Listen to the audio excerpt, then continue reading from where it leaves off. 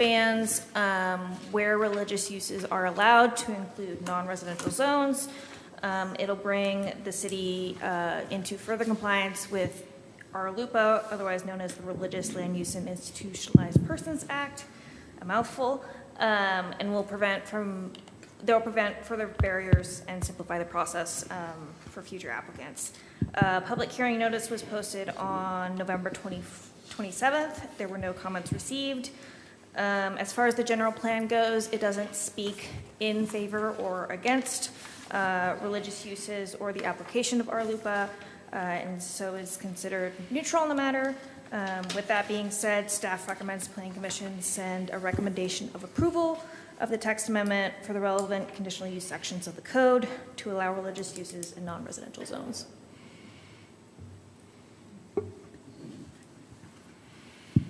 Okay.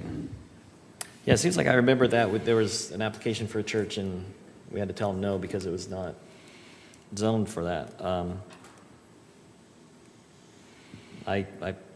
So this Religious Land Use and Institutionalized Persons Act, is that like a law that says like these should be? It's essentially a law that prohibits land use authorities from discriminating against religious entities at its most basic level. Just to clarify, it's federal. It's law. a federal law. Yeah, like the ADA, Yeah. Americans with Disability Act, or Yeah. Yep. or other. And anyway, I was not aware of that. I've never actually had to deal with an issue like this, and so when it came up earlier this year, they're like, well, it's not zoned for that, sorry. And through a process, we ended up looking at the RLUPA and determining that they could go in the light industrial area, or actually in our commercial zones, because we allow retail sales and services. And essentially what RLUPA says is that if you are allowed to congregate for a theater, there's no difference between that and a sermon. Mm-hmm. Mm-hmm. So if you allow a theater in a commercial zone or in any zone, you would need to allow them in, or allow churches then to be in that same zone. Okay. Part of the confusion, so on the face of, and this was also very kind of fun and interesting to learn, but on the face of it, our ordinances are not discriminatory. But when you take another look, then you look at as they apply.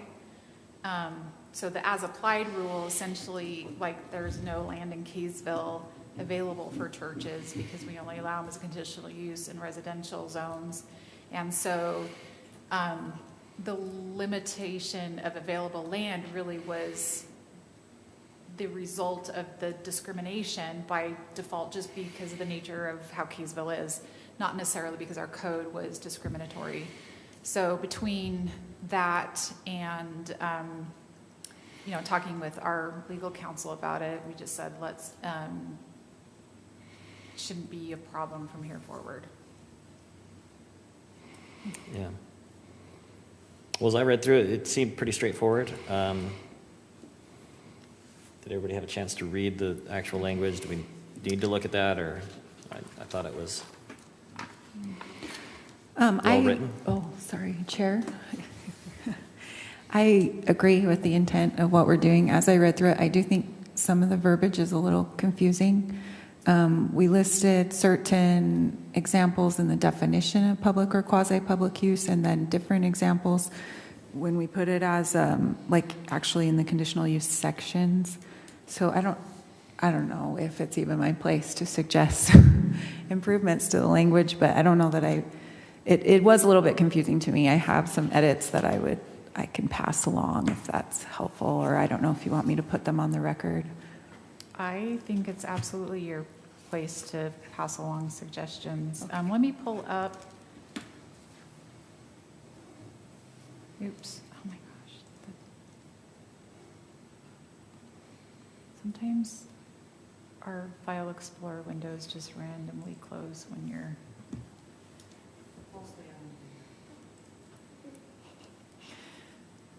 Let's see. Religious uses.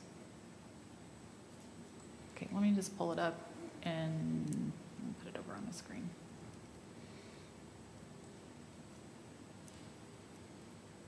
Take my glasses off to see.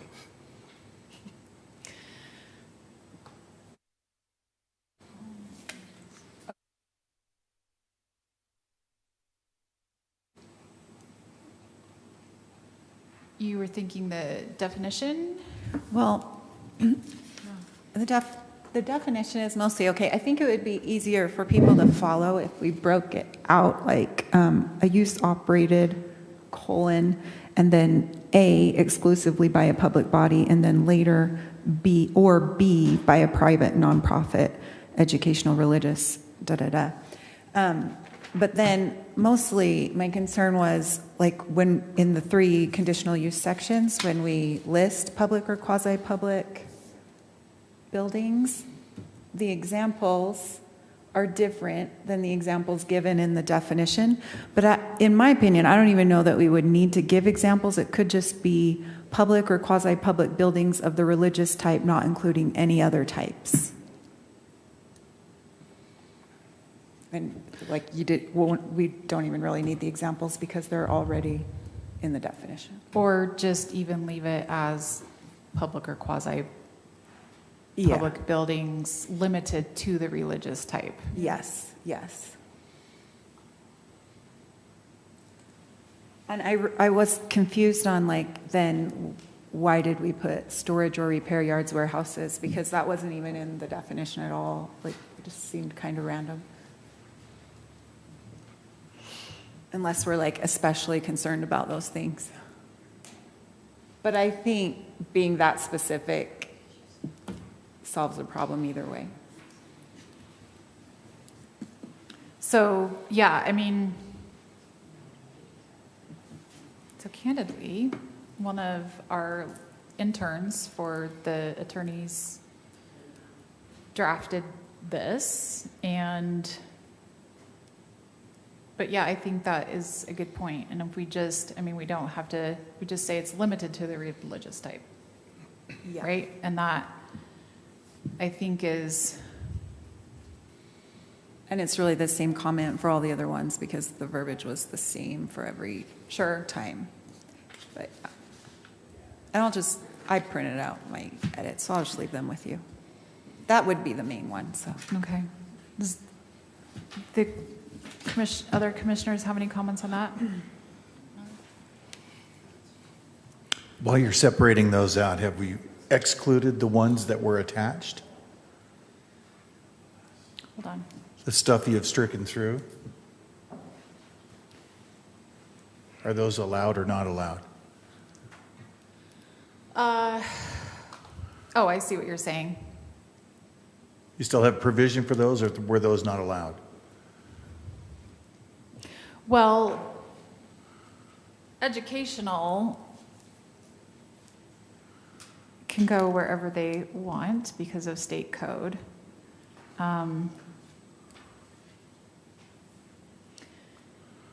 Yeah, so I mean, I would think the retail sales and services would cover recreational. I mean, let me see. You see what I'm saying? Yeah. You've got them listed there, then you strike them. Was it your intent to have them as separated from public or quasi-public buildings? Or is that just a carryover from something else and you weren't wanting them to be in the zone at all?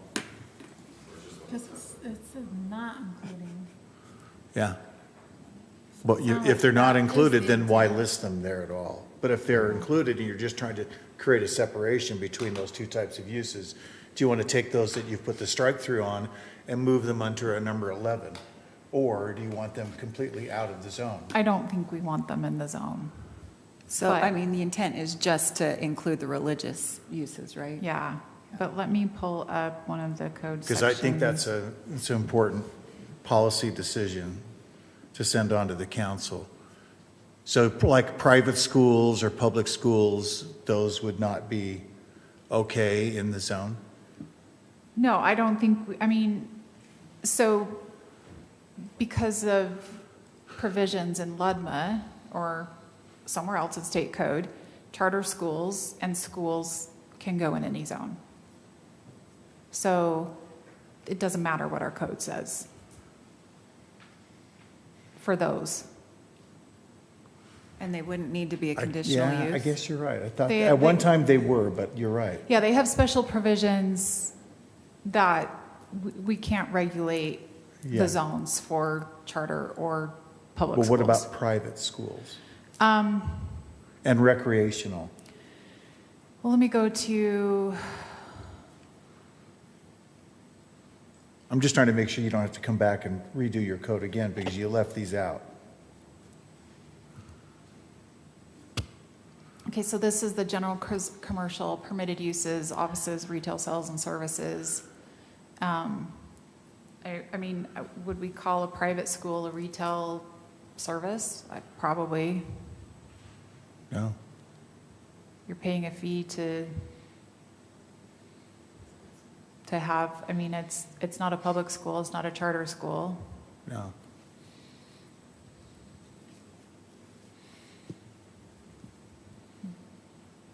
Do you want to expand on why you think that?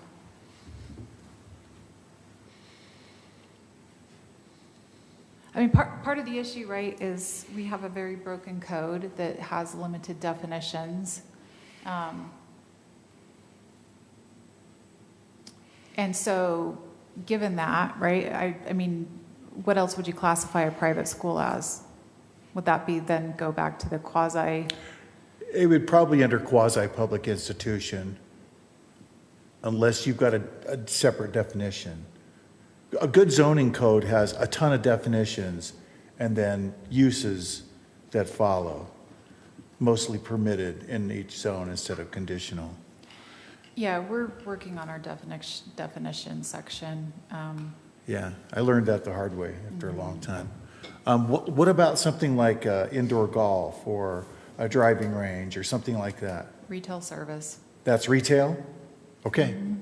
All right, then I don't mean to be a busybody. Yeah, I mean, I would say that's a daycare. That would be, I mean, it's so broad, whether it's dog daycare, child daycare, a nail salon, a theater is a retail sales service, right? That's how our code defines it? That is one broad definition. It sure is, Commissioner. That's We get a lot of people calling to say, it says this, do you, right, like the daycare, and I've had a dog daycare call and say like, what is a retail service? Well, a daycare would be a retail service. You exchange a fee for the service. Yeah. So whether it's a massage or daycare or a private school, since the private school wouldn't have the protections, or not the protections, but the provisions in state code that give it the ability to go anywhere, I would classify that as a retail service. Right, a tutoring service, I mean, the same. All right. Let's see. A private nonprofit for educational. Would that be the same as a private school? No, because a private school can be for profit. Okay, that's, Well, and you do mention private school there in that last line, so.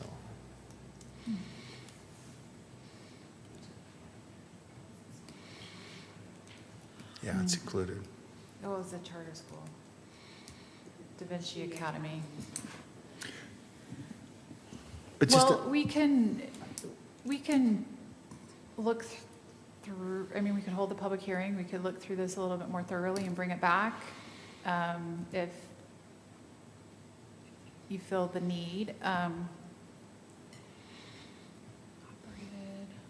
But I think the intent was just to add in the religious uses to the conditional use section of those. So the LI zone, the central commercial, and the general commercial.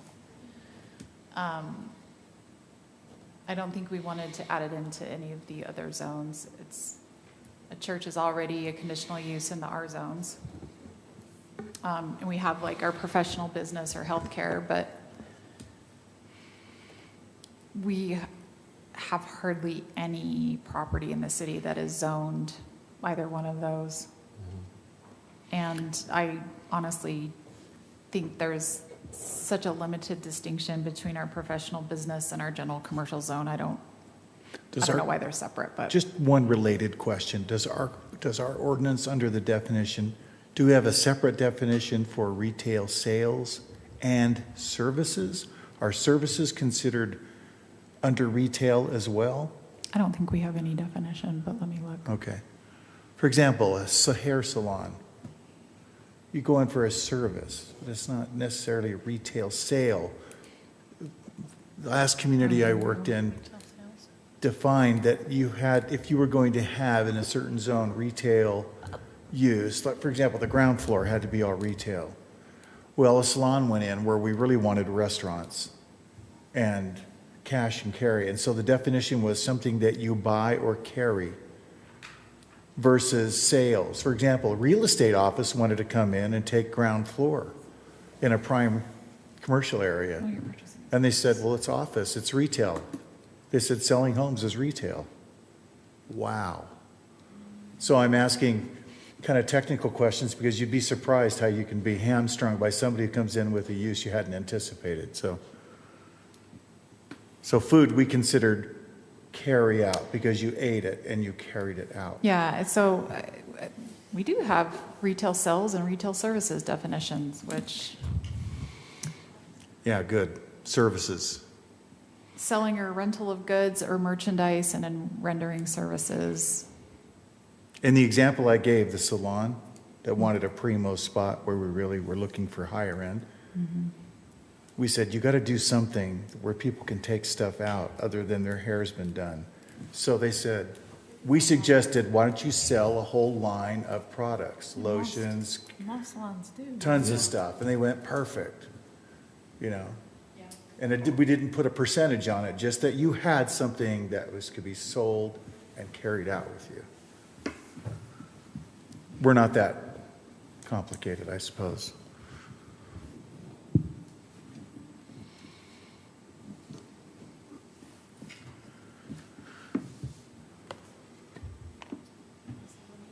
me just go back to.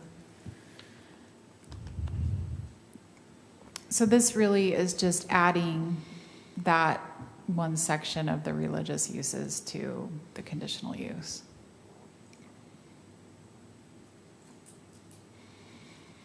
So I think, oh dear, let me go back.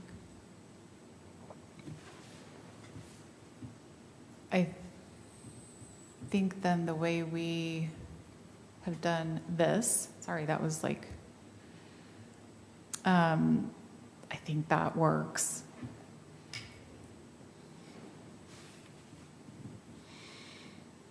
Because it was intended to exclude those others. But recreational, right, like boondocks is recreational. And that's in the retail sales and services, but usually would be private and not public or quasi-public.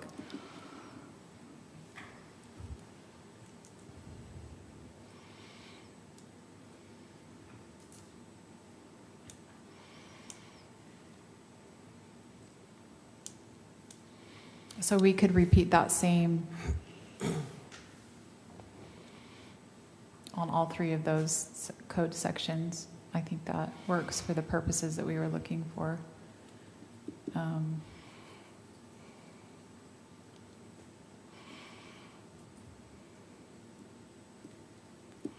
Just 22.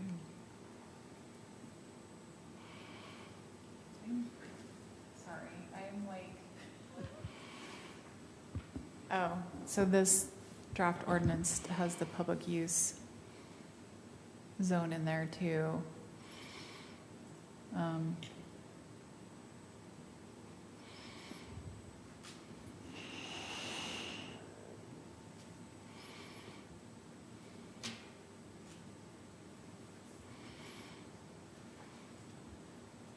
And I think based on the nature of our public use zone, we would need to allow, would we need to allow the religious and the public use zone too?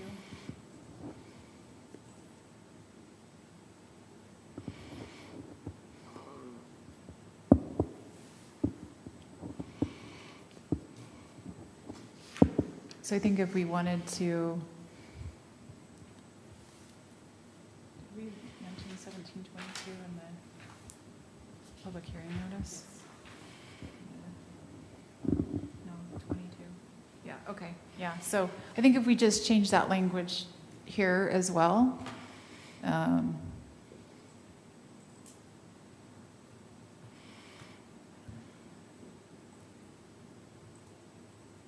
Why isn't, here we go. I think that gets us where we wanted to go.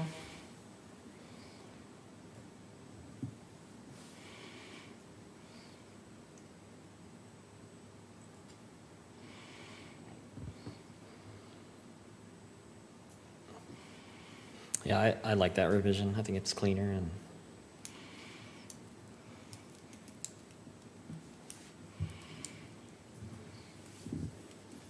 Any other thoughts?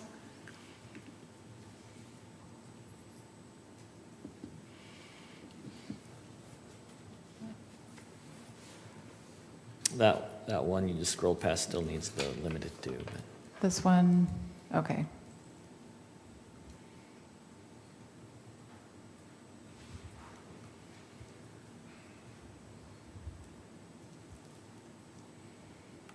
So if we,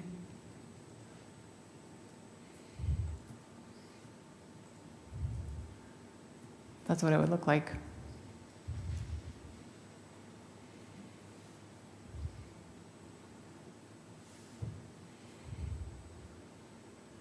So I think that is much better wording. yeah.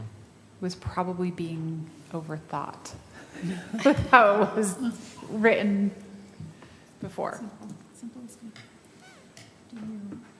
Do you have others you wanted to present? It's so minor, it was just a formatting thing, but I'll hand it to them. I'd give it to them. Okay, maybe, just a suggestion, if you go back to the definition, so I was wondering if we do a use operated and then an A, sub A. I don't know if your code does A's or ones or whatever first, but before the exclusively.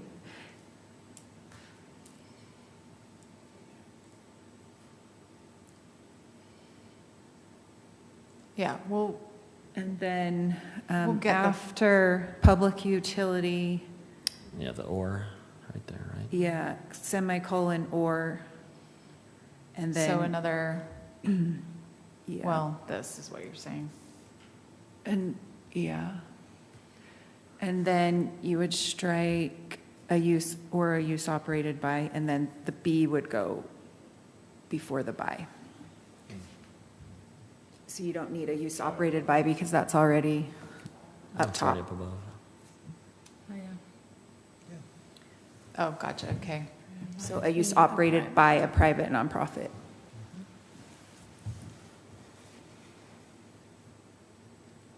This, Yes. Yep. I can No. work on Oh, that. well.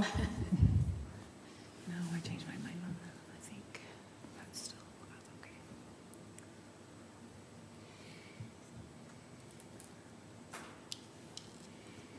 Is that what you had in mind, Commissioner? Yep, Okay. if everyone else agrees.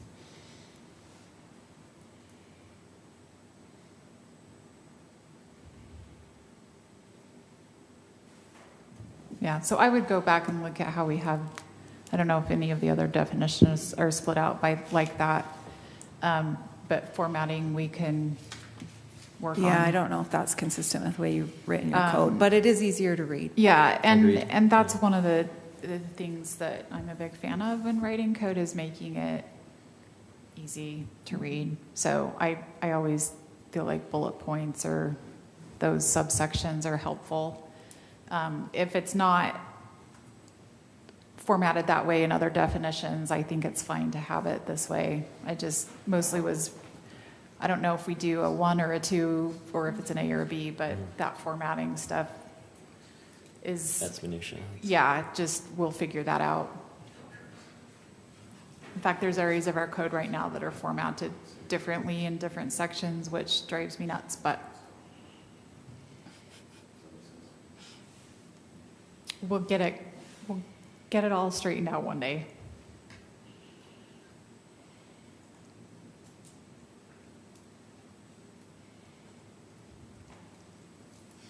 All right, what do we think? Any other discussion?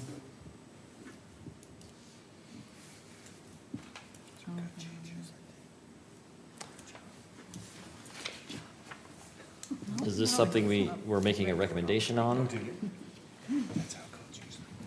Or,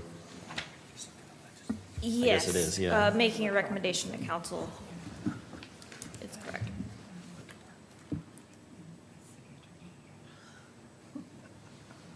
are we ready for a motion? If you are, I think so.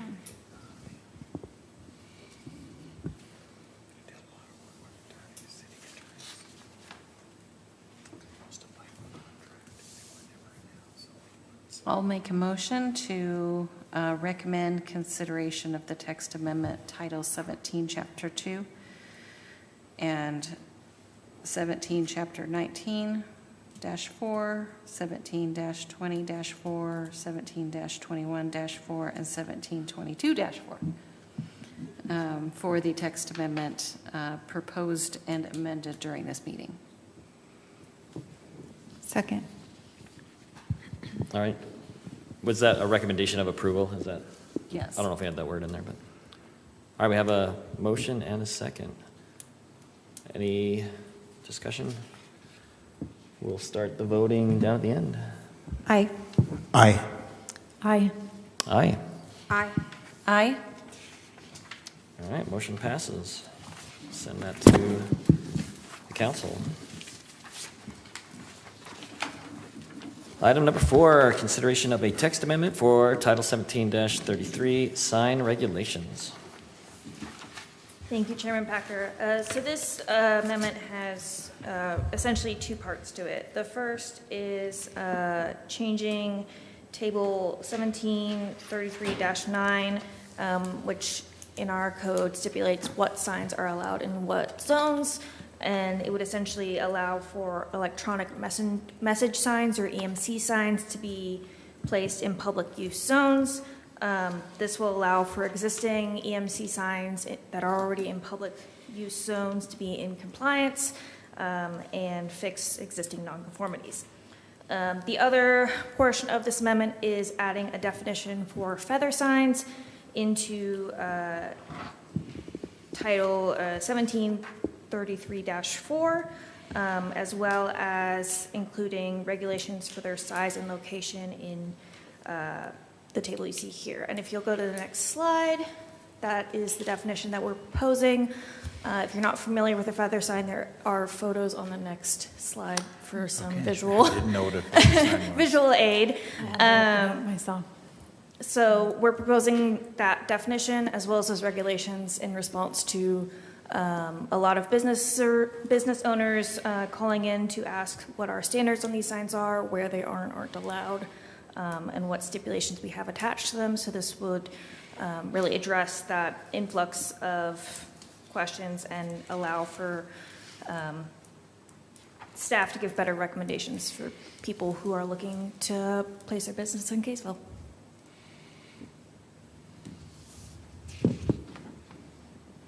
All right. Do you want to go back to that, the definitions there? That, yeah. Oh, sorry. This one or the? Next one.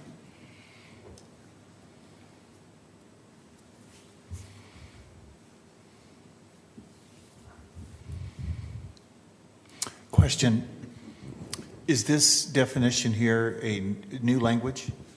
Yes.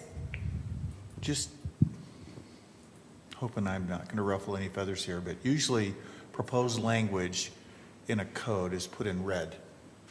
Oh, this was just for the purposes of the slide. It's not, it's Yeah. formatted correctly. in the Proposed actual text is proposed usually ordinance. contrasted with existing by red. So that I'm a little confused. So this, in my mind, should be red, and then Right, furthermore, the other stuff, right? right. Okay. Okay, other questions. I have a couple other questions. We called these wind waiver signs, the last city I worked, so feather signs. So are these allowed now in the city on a permanent basis? There is no mention of them at all in our sign code or anywhere else. That was actually kind of what prompted this amendment in the first place was Melinda and I discussed, we had someone inquiring specifically about these kinds of signs. We were discussing about whether it would qualify as a banner sign, if it was something more specific. And we ultimately came to the kind of decision that classifying it under any of our other existing sign types would be kind of a stretch, and it would be easier to just add it as a separate definition. These types of signs do have quite a few names. I've also heard them called flutter flags, so I think it's a kind of cultural thing depending on where you're at.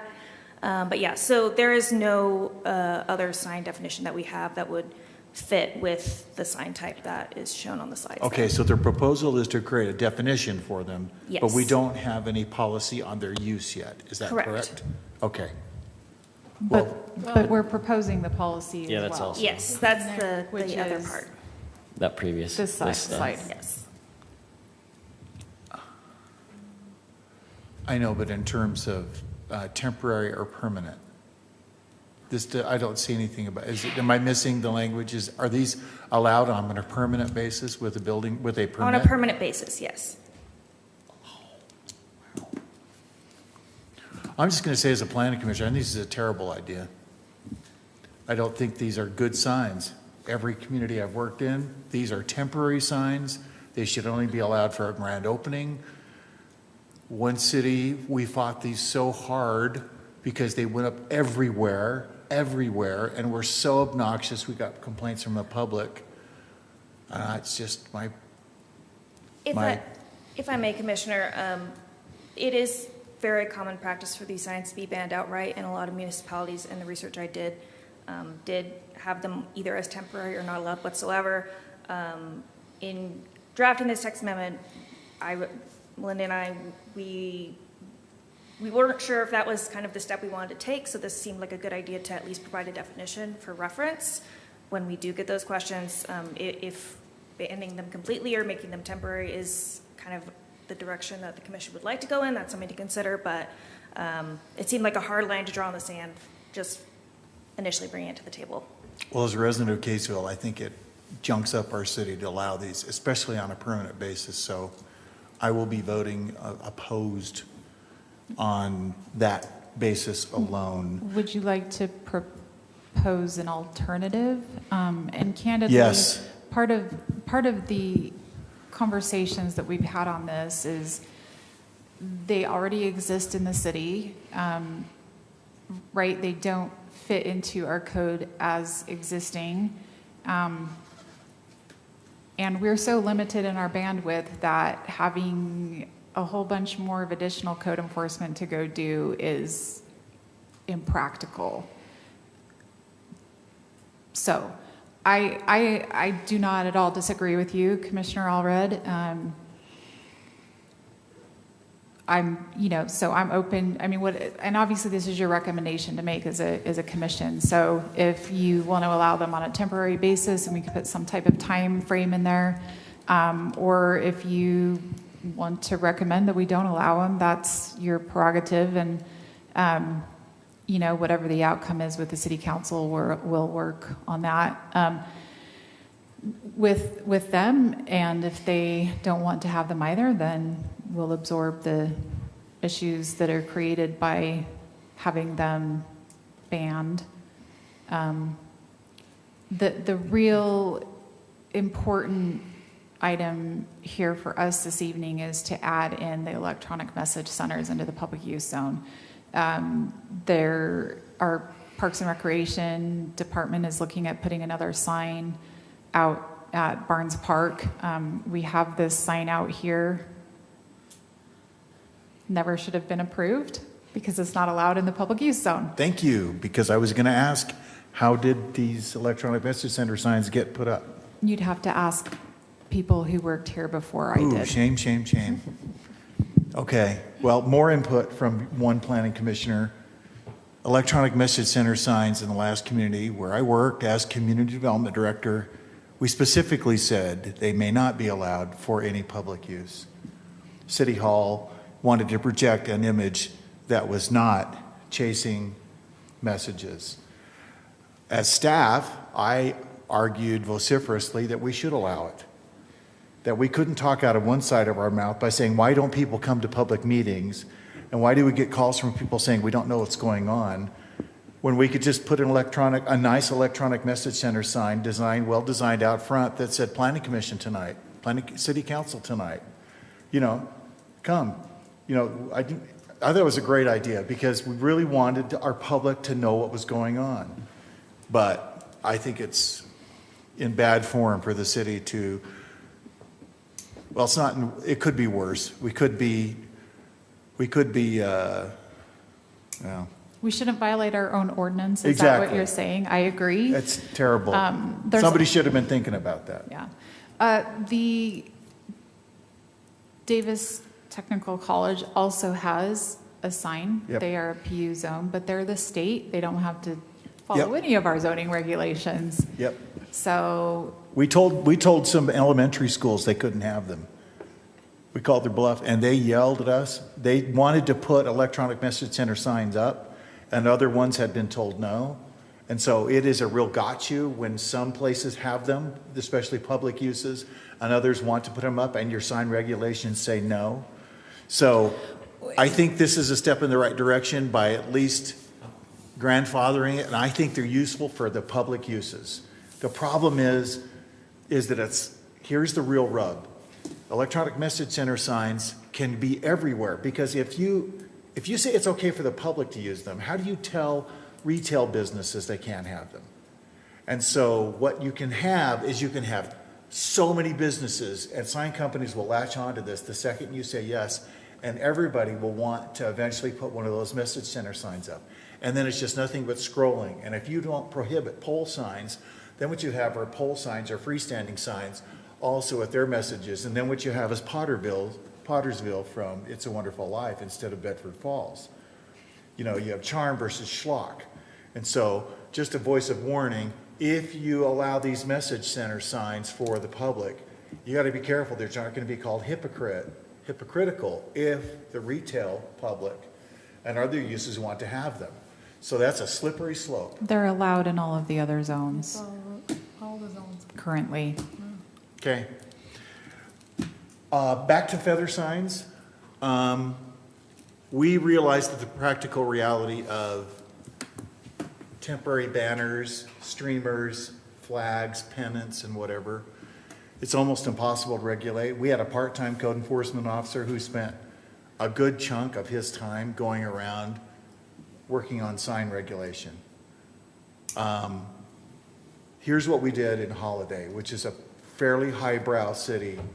We said, okay, we realize that the phone store and other retail uses want to have signs to say, hey, we're here, especially for new businesses. So what we did in Holiday was we said, you can have them for a grand opening once for a 45-day period with the building permit, 45 days for a grand opening. And then any other business could have the flag or feather signs, as you call them, for 30 days a year, and they could divide that up however they wanted, but they had to come in with a plan to the city. So you could have it 10 three-day weekends a year, you could have it 30 days in a row, you could break it up, but they had to follow that, and they had to call for us to come out and make sure they were doing it right. And so we tread a kind of a narrow path with them, but we realized, especially for new businesses, they want to let people know they're there. But we didn't want it to be endless because some of these pennants would go up and they'd be up for years and they would get tattered and black. You know, they would get just gross and they'd never take them down. And so we sent the message out through the city newsletter and through electronic message and from the newspaper to say, you can have these, but the city's going to enforce. So I'd recommend something along that line. 45 or maybe even 90 days for a new business, and then any other business that wants a feather sign, 30 days a year. And some of it's on the honor system, but you can have them. I like that. I think some sort of a time frame would be great. Can I ask a clarifying question? In terms of those timeframes, was there, you mentioned the honor system, was there any record on the city's end of when those timeframes started and ended? Yep. Okay. Yeah. We recommended to those businesses, they come in with a proposal, and they could come in and work it out at the counter with the planning staff. Hey, I've decided I want to do 30 days straight, and then, in July. Okay, fine, But a lot of it was, we're going to be watching this. We called their bluff a little bit, and sometimes people would fudge. But overall, if we said yes, but it's limited, we got pretty good compliance. There were a couple businesses that wouldn't, and we actually had to threaten legal action through our city attorney to get them to take them down. So that would be my recommendation. I see why we're going with the message centers, but I don't think you want to have a lot of those. And I don't have, well, let me rephrase that. If there are strong feelings about it, I would agree with you, Commissioner, that this is not something we want to have littered all across our city. This was a way for us to legalize the ones that are already in place. But, again, I'd like to hear what the other commissioners think about the feather signs and how that looks in a community. If the commission doesn't want to include this part as a recommendation, we can move the public use forward. Yeah. We could bring back something else.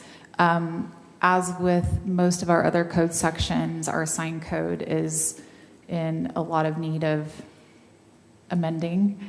And specifically, we don't have any standards for our EMC signs to regulate those. That is something that we'll need to do at some point, but this was, right, our Parks and Recreation Department is wanting to put out a bid for a sign in January and get that completed, this spring. Yeah. And so that for me, for the city, is the crucial part of this. At some point, I would like to have some standards for the, lumens and brightness of signs, but we just are not at that place yet. But this would, again, it would bring us into compliance here, would allow the Parks and Recreation to bring that additional sign in. And yeah, I think it is a great way to advertise to our community what is going on, whether it's our Easter egg hunt, our 4th of July parade, or Planning Commission meeting. I'm in favor of them. Our city council is not, but I think, and that message will never get through. It'll never happen there, in my opinion. But with the flags, I think and just a little background, I actually wrote my master's thesis on sign regulations. If you want to talk about something that's really boring, 158 pages on how Sandy City revised their sign regulations. Sandy City took all their pole signs down, amortized, grandfathered all of their pole signs 30, 40 years ago through an ordinance that I crafted. I left before it got done, but I learned a lot about signage by researching it, and signs are a slippery slope. Every planner out there will say, please, anything but signs. Please don't make me do sign regs, please, because it's so, no matter what you want to do, somebody's going to come up with a proposal that doesn't quite fit your code. Most every planner. What? Some planners like sign code. I'm not saying that's me, but I'm just saying. Melinda is referring, my professional project for my master's degree was on signage specifically. Okay, well, good. So you've got somebody, see, I can do it in my sleep. I know what I would do, but I'm not a planner anymore. I'm just a retired planner. But good for you, because how your city looks is really important. So the city has to decide on all of this stuff, and quickly. If you don't have regulations, you better adopt some. All right. Sorry I'm so opinionated. I just have some experience in this area specifically. Well, as I said, so I think I'd like to hear from other commissioners and your thoughts on the feather signs. It's not something, if I do have a strong opinion, it would lean towards not allowing them, and we would then deal with whatever code enforcement we would need to. I think, right, like we could put a provision in there that says the signs have to be kept in good condition. That can ease some of the concerns, right? I mean, we have wind, we have fading, tattering, all of that. We could add that in and maybe even buoy up what I've written there with additional information. We could put timeframes in, as you've mentioned, and bring this portion back, or we could just leave as is, which I think means they're not allowed, and then we go and do the code enforcement on the ones that are currently in place. My understanding is, and Ann could probably speak more to this, but my understanding is that generally speaking, those signs are, and I think the definition actually says that it's like, it's fastened to the base. It's not like you just go stick it in the ground, that there's some type of a permanent anchor into the ground.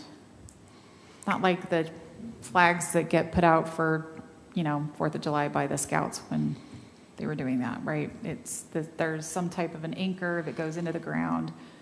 The pole goes into the anchor. I don't know if you have anything to add on that, Ann.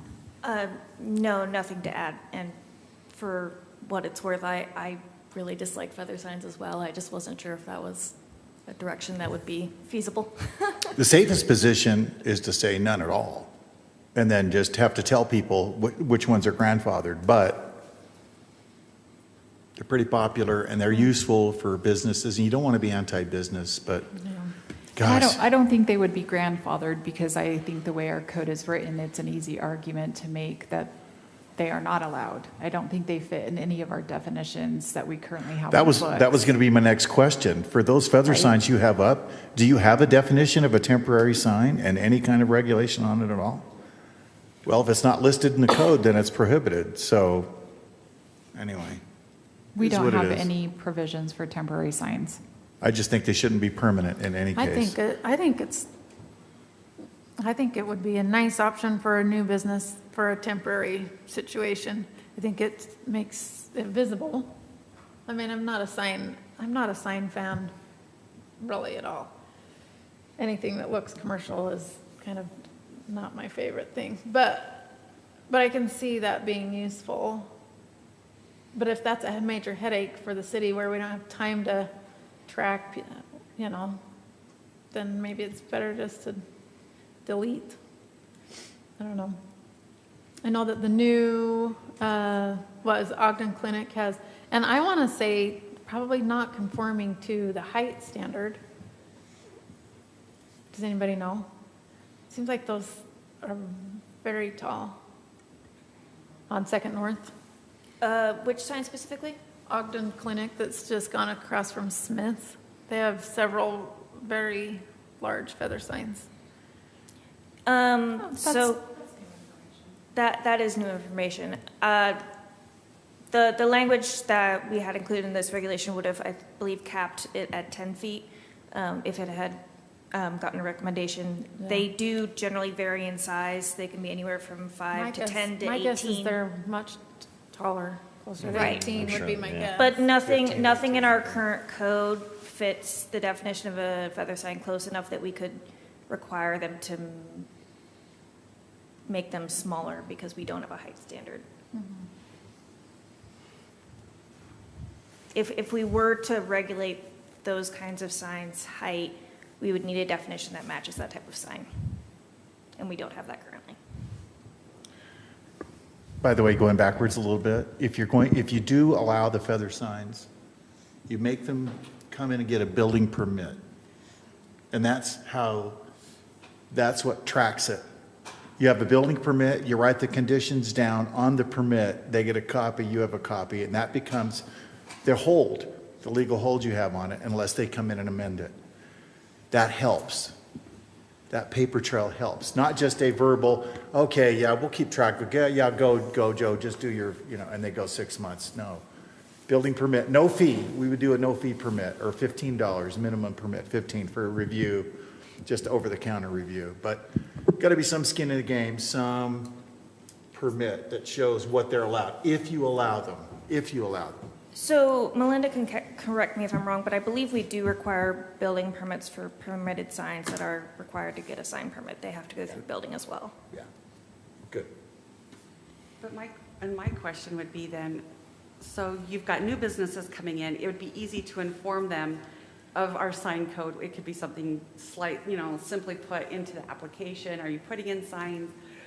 Yada, yada, you'd have to apply. However, I think it would be very difficult to get that information out to existing businesses that are and I guess, how do you inform, and I guess that's an email that's sent out to all the businesses letting them know.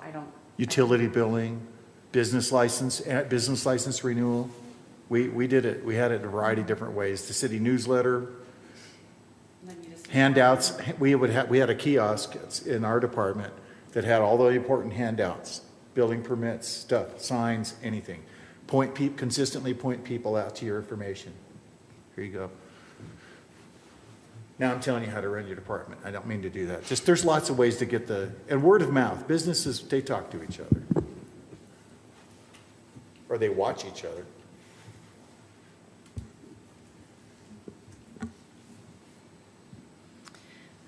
For me, as a business owner, I know how difficult it is to start a business, the financial investment in that, and how quickly you need to try to make a return on that. So I would recommend that any type of signs for a limited time. I also don't like the look of some of the signs after they've been left. I don't think it's a good look for the business either, so I'm surprised at some of them that have been left up. But doing a 60 or 90-day time period when a business opens, and then for special promotions, if they're doing, like he was saying, 30 or 45 days during the year where they could put up some signs for special promotions or something. Just speaking to that specific point, there is a provision in our code currently under 1733.7 general sign provisions that does speak to the maintenance of signs. That it says all signs and advertising structures shall be maintained in a safe, presentable, and good condition, including replacement of defective parts, repainting, cleaning, or other acts required for maintenance. So that is a provision. Enforcement of that is another question, but there is a maintenance provision in that general sign provisions code. That's good. I also like the temporary compromise. I was looking at Holidays Code, and I think that would be a good place to look for ideas. They have, the temporary signs definition, and then the 30-day thing is in there, and that could, I think that could work. Yeah. No, it was, just what you said. Since I left, so. Yeah. Yeah, we worked hard on sign ordinance. We were just incorporated in 99, so we borrowed county code so we could develop our own. One thing to watch out for, and I'm sure you're aware, is to not put anything in there that's content-based. There was a little bit of that in this code. Yeah, you so. got to avoid content, Yeah, that was something that came to mind. Every planner should know that. Reed versus Gilbert, right? I know that. I'm not really a planner, but I know that. Yeah. I know. So can we approve or recommend the electronic message center sign stuff without the feather sign stuff, and then have that come back?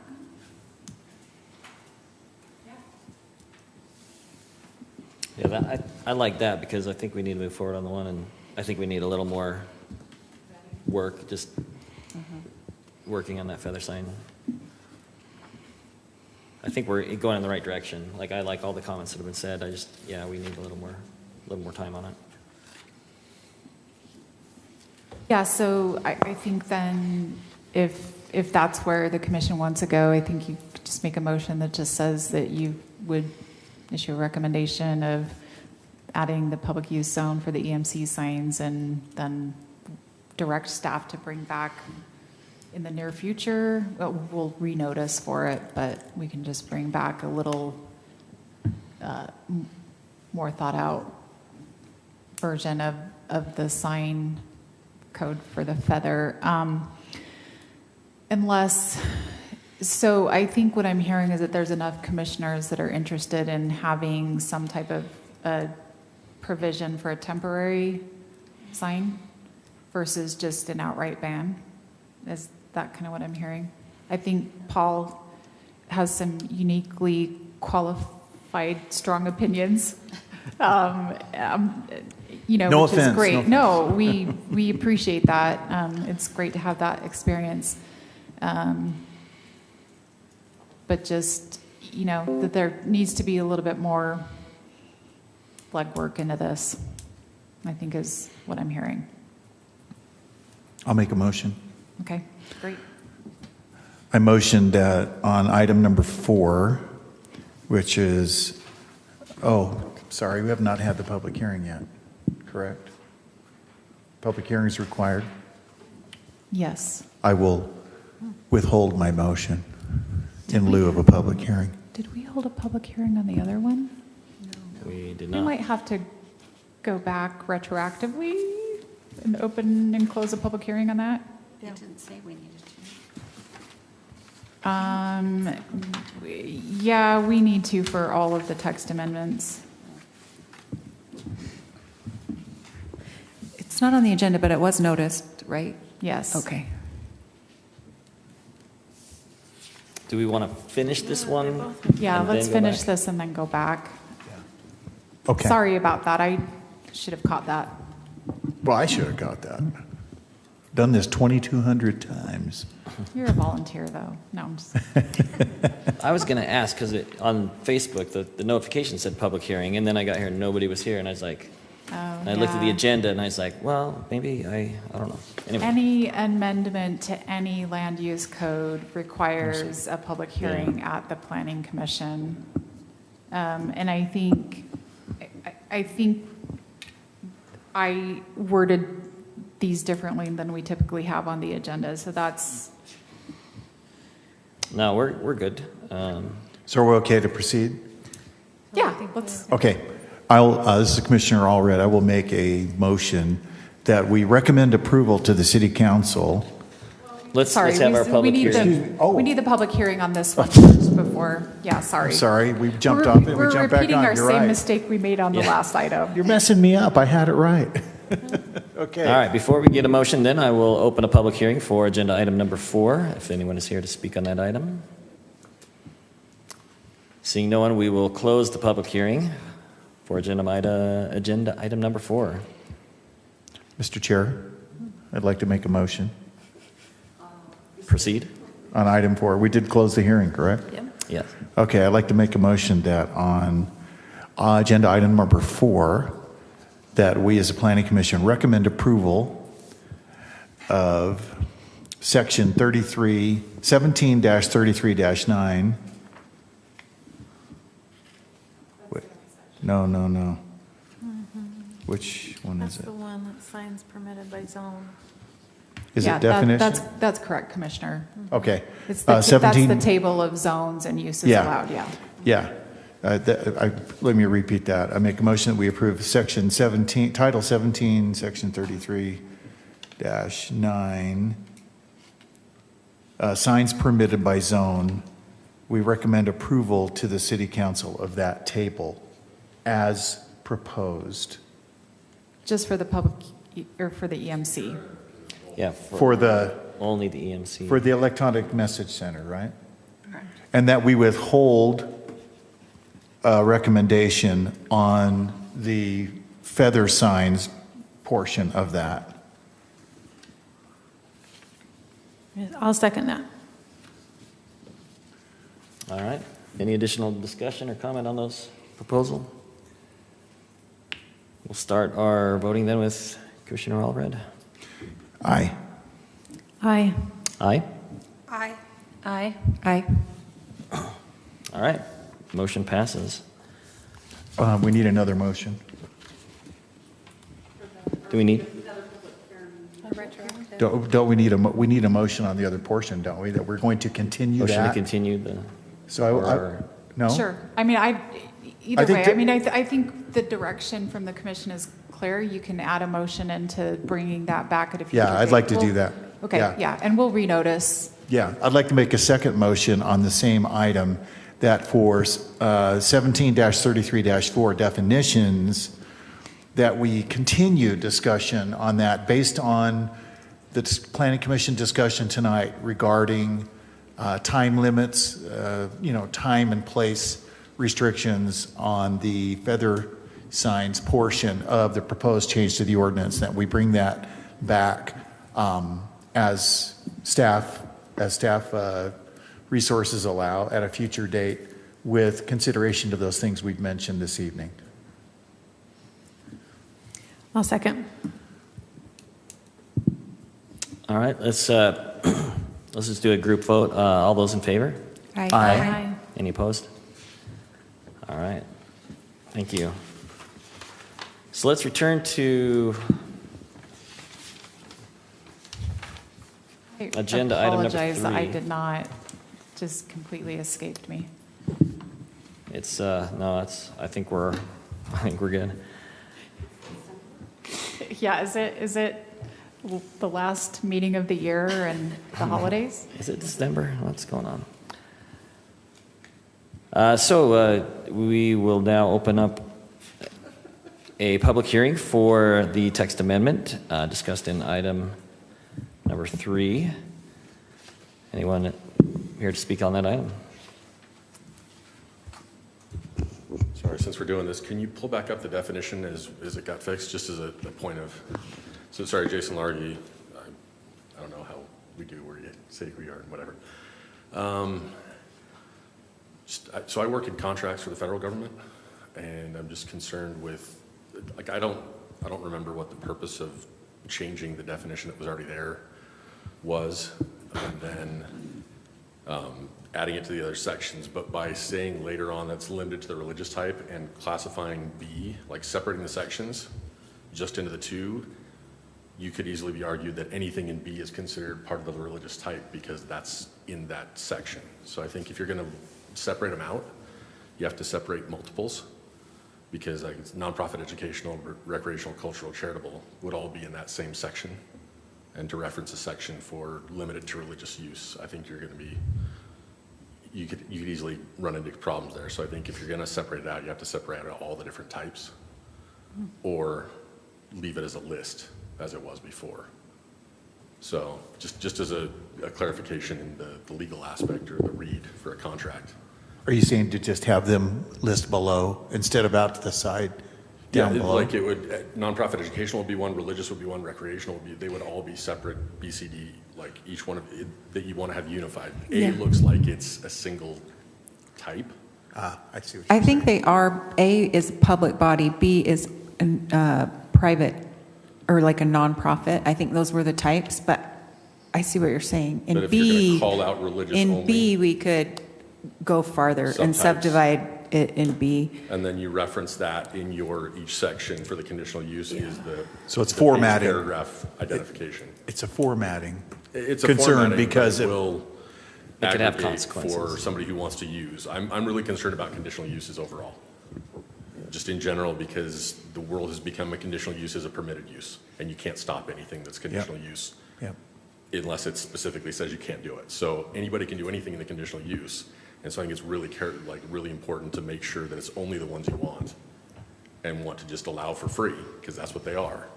With the way it seems like it's been going with the lawsuits and other things, that you don't have, Yeah. they don't have to wait to get permission to do a conditional use.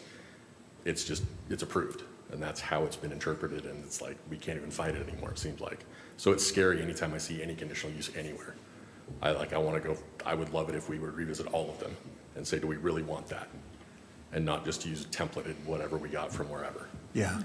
A lot of city attorneys, my fellow planning commissioners I think are eventually going to move to where you don't really have very many conditional uses listed. It's permitted, and then you have the standards for permitted uses, height, that kind of thing. Everything's listed there because, like you say, conditional uses are, in essence, considered by the courts permitted with conditions to mitigate concerns. The problem is, There's no conditions allowed anymore.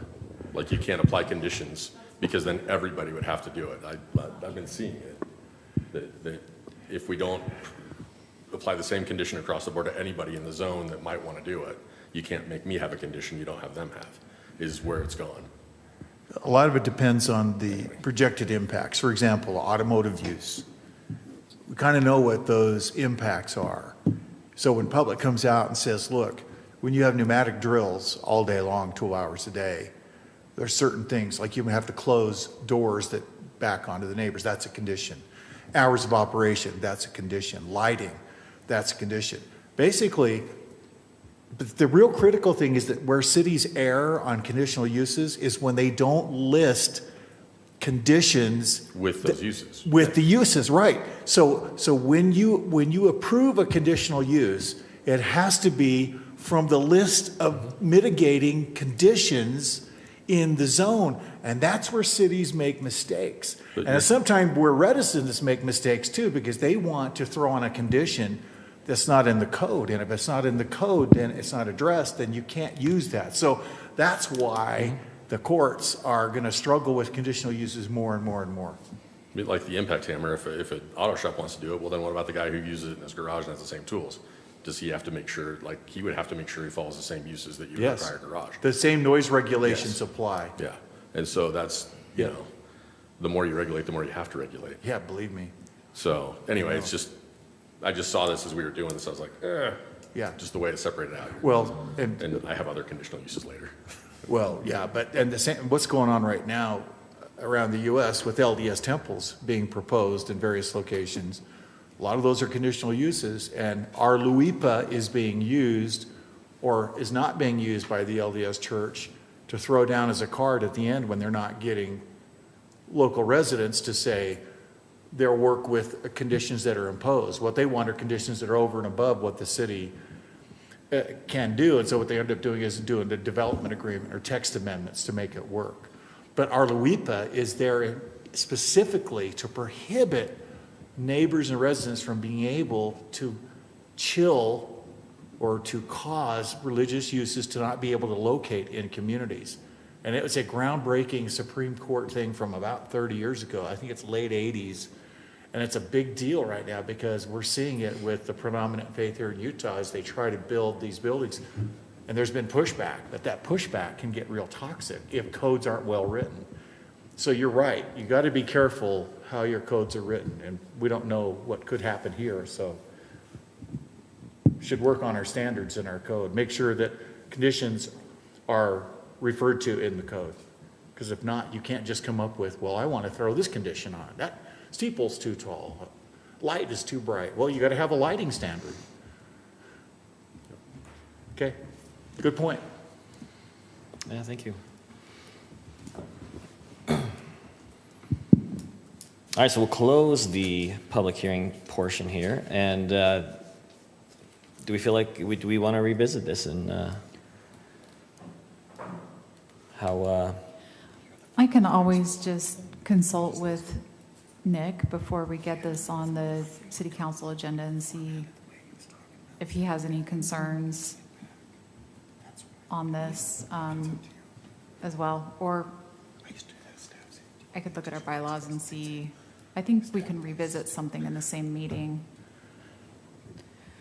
Yeah, I kind of like the idea of having the religious use on, its separate line, so it, Yeah, and the way that is separated out, I don't have any concern with somebody coming and saying, but your definition says this and groups it all in this definition. I think the way we have outlined that by just saying specific to the religious uses, I would not have any concern about making a zoning determination that says, nope, that's limited to just this.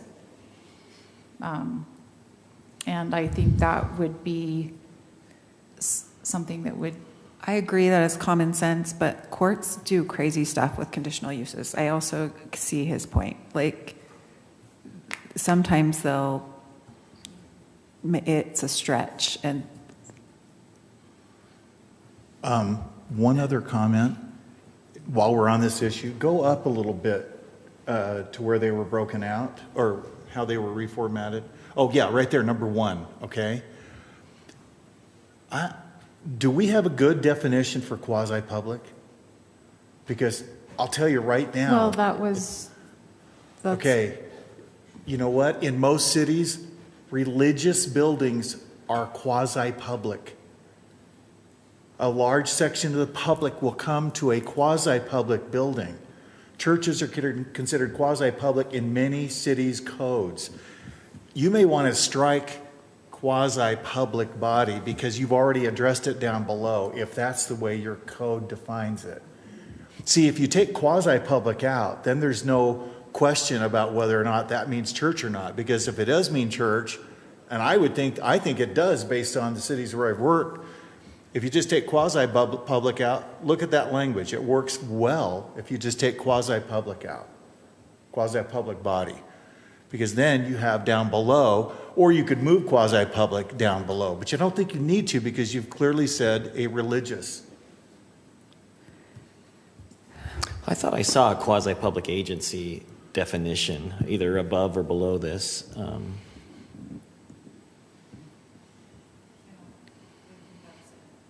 I don't remember which slide it was. Well, a water district, is that public or quasi-public?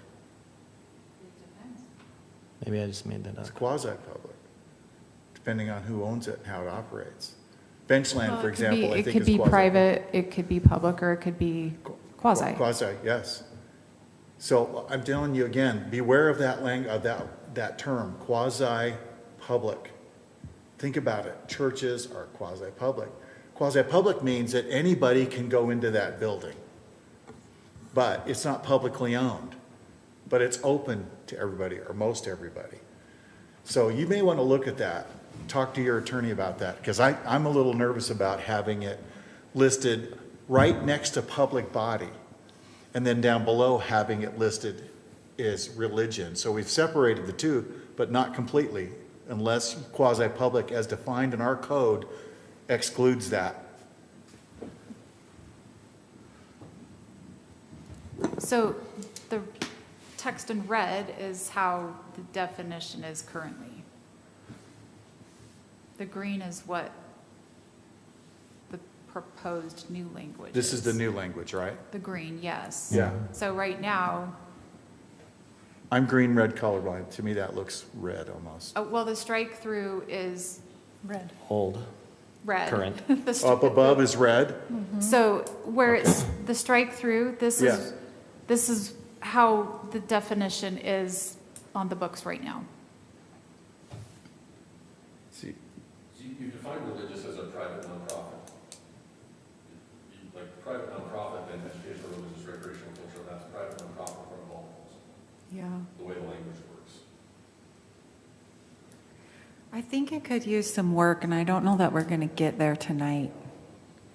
I'm wondering if you have Nick look at it. I'm happy to come and work with them too and think about it.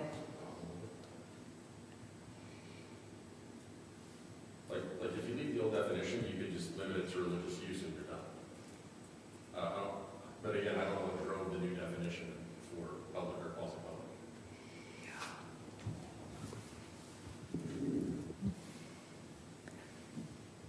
I know, honestly, now that I look at the old definition, it might be better.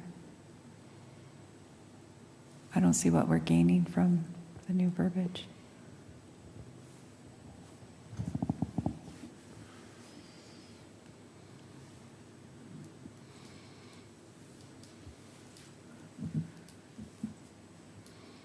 I'm just going to look at our bylaws. Hold, please.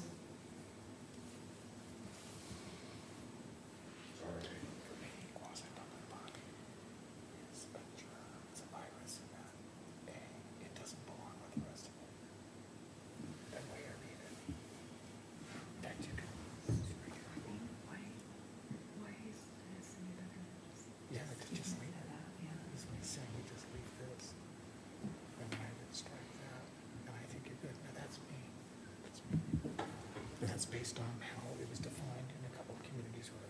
doesn't mean it's right.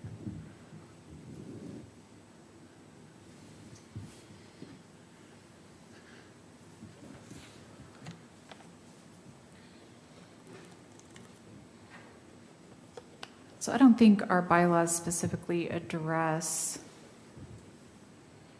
it just refers back to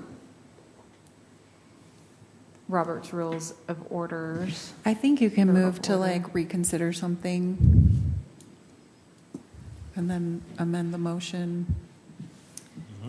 Well, Still on the agenda. our motion was Yeah, I think you can do that with Robert Rules. I was just, let's see.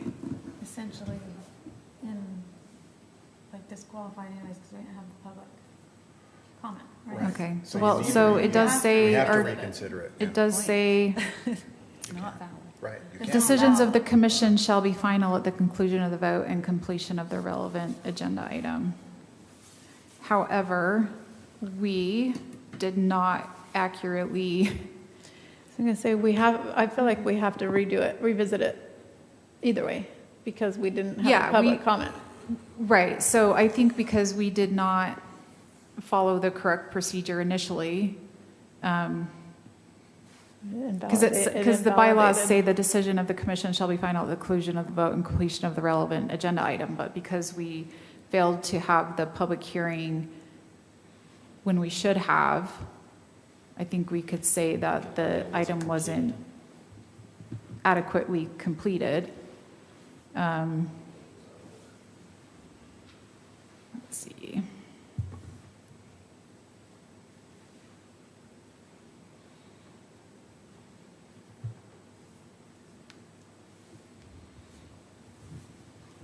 I mean, so the real concern here, right, would be if there was any type of an appeal and we didn't follow the proper process. And that's really, I mean, above and beyond that, I'm not really concerned. And so if we, now that we've had the public hearing, I think we could make a motion to reconsider the previous motion as long as whoever made that initial motion was okay with it, and then just proceed as if that first vote never took place. Does that make sense?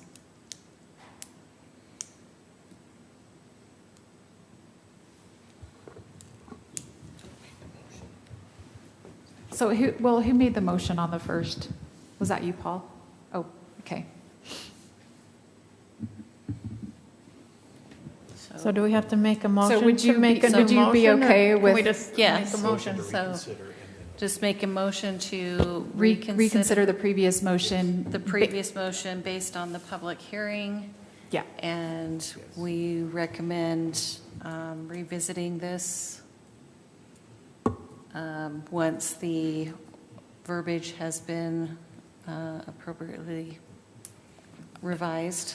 I would even suggest that we just go with the original definition. Does anyone disagree with that?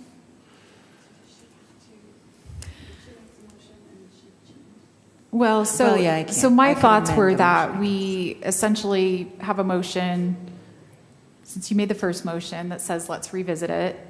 And then if there's a second to that and a vote on that, then Then we can talk about it. then we have another motion. It could be the exact same motion, but it's just now we're doing it after the conclusion of the public hearing instead of without it or prior to the public hearing.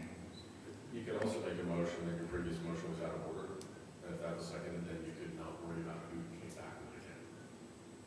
Because that would fall, if you all agreed that it was out of order, then I think that falls still with other rules of order.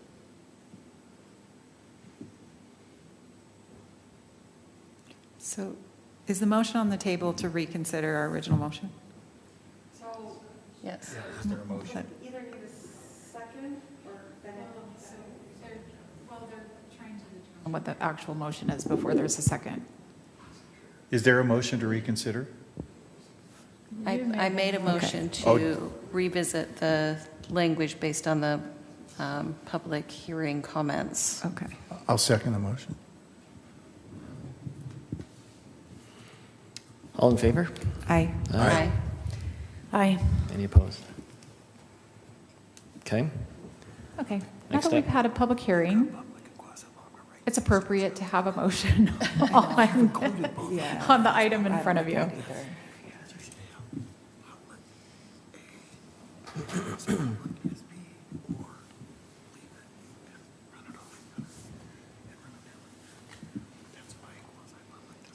So as far as the discussion goes, did anybody have a problem with going back to that original definition, the one that was straight through in red? Well, what was the lack of clarity? I mean, I guess that's the point. What was causing the problem with the original?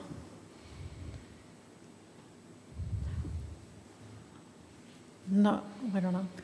Yeah, because the more I look at the new language, the more problems I see, really. And I don't really have a problem with the original language unless there's a problem we don't know about. Can we have a discussion here? Can I just make a point? If you look up where it says public or quasi-public use, they're side by side. But then down below, in A, the very first part of A has both of them together. You can't have them both together there if you've broken them out, A and B. Quasi-public should be down B. It should be public is A, quasi-public is B, because look how quasi-public fits with B. See that? You've got them side by side below, up above. And then you've got the strike through. And you can leave the strike through and have a use operated by, but then you can't have those two together. You've got A as defining both public and quasi-public. Then why do you need B at all? You either run them all together and say this is what public and quasi-public are, or have it as public, A is public use is this, and then quasi-public, that's why you have them side by side up there. You've differentiated up above. You've got public and quasi-public as two separate items, but you've run them together in A. Yeah. Separate them out, and I think you've solved your problem. That's my take on it. Is you've got them together. Why do that at all? You could have public and quasi-public, but once you say or, you run them together there. Why is there a need to separate A and B if you're going to run them together? That's how I'm looking at the code.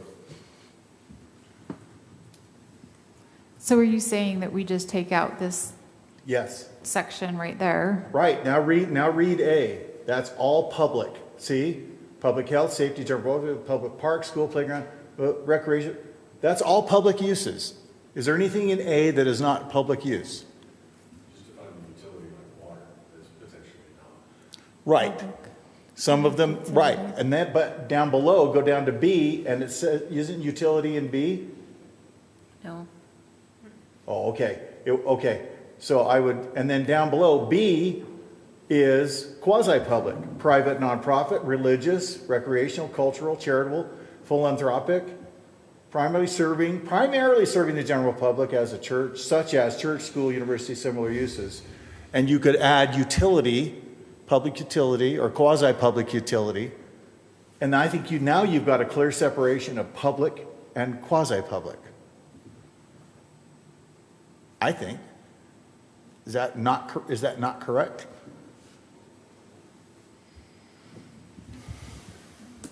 I feel like I enrolled in the wrong college course. Like somebody bring in legal. I feel a little over my head, but it seems to make sense. Well, I have a question is if we are defining a public body and a quasi-public body, or, because the definition is for a public or quasi-public use, and we're not exactly defining what is a quasi-public organization. Like, I wonder if we're... It's a use operate. Like, there might need to be another definition. What is a quasi-public entity? Or, like, if we're going to use it here, but we're not defining it, we're defining the use. Well, okay, you make a good point, Chairman, because up above it says public or quasi-public use, and then it says body. Well, So no, you- it says a A use operated. by any of these people.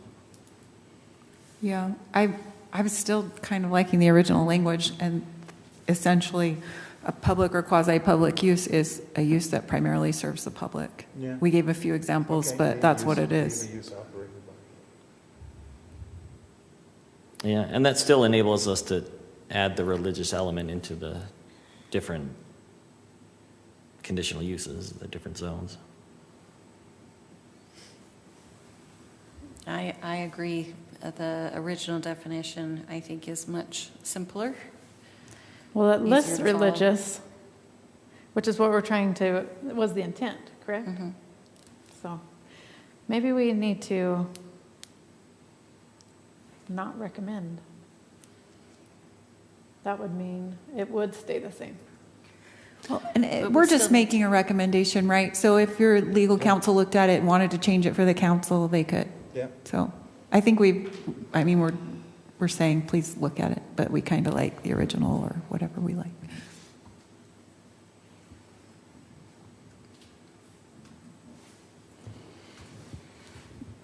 For the purpose of vote, I will make a motion.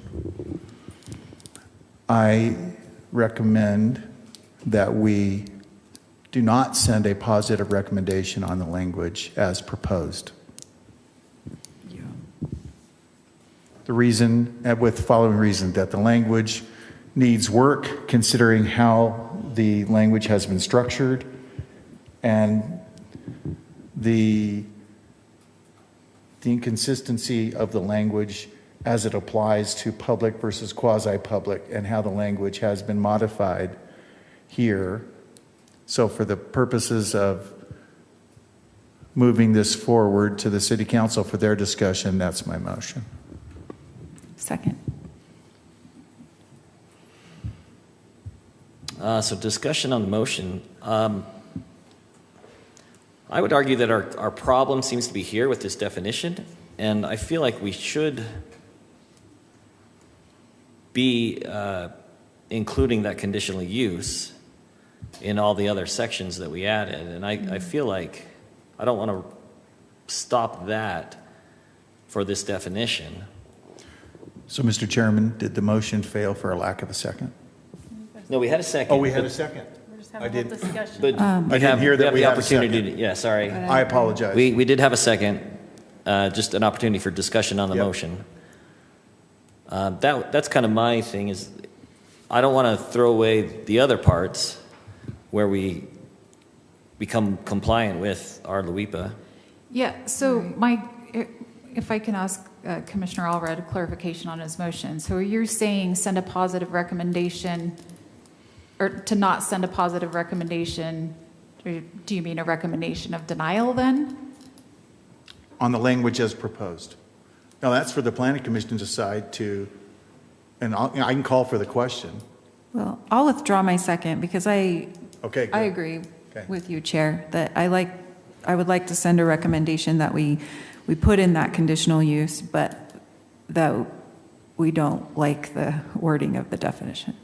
So could the recommendation be that staff work on this with legal counsel prior to bringing it to the city council, or do you want us to work on that and bring it back to the commission? I would accept an amendment to my motion to deny based on what Commissioner Ellis and staff have just said. I don't think it needs to come back to us. I feel confident in the city attorney and the city council being able to figure it out. That would be my preference. Yeah. Yeah, I mean, could we make a motion to include the text amendments on the other sections and to leave this part with the original definition? Yeah. With the idea that it could be changed in the future if we felt like it needed to be.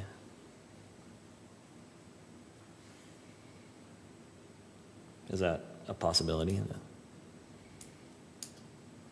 Sure. Was there a second to Paul's second motion? Oh, I'm sorry. Yeah, we needed to. Okay. Did we have? So the motion failed for lack of a second. So we're back to, A new Somebody motion. needs to make a motion. yeah, back to the ability to make a motion.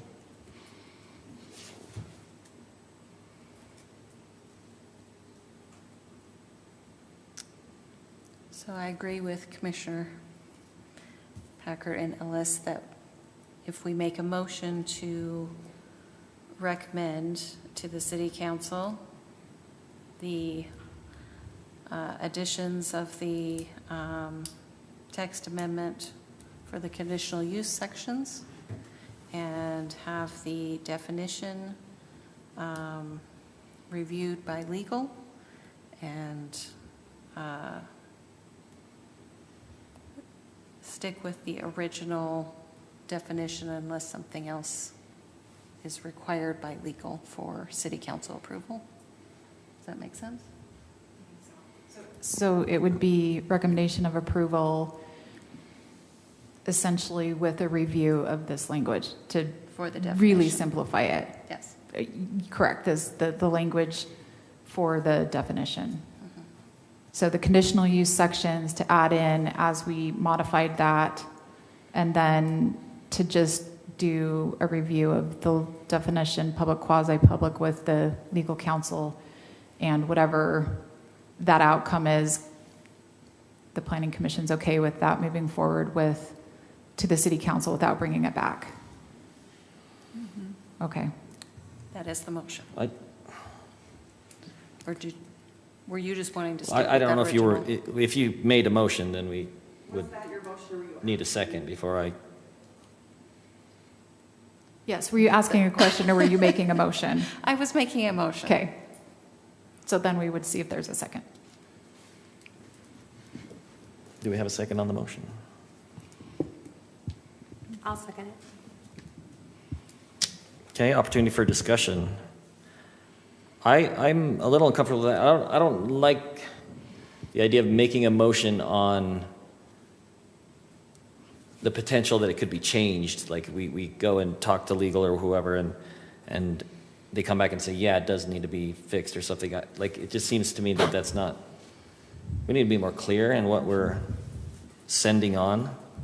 Am I making enough sense? Like, I think we should put together something and either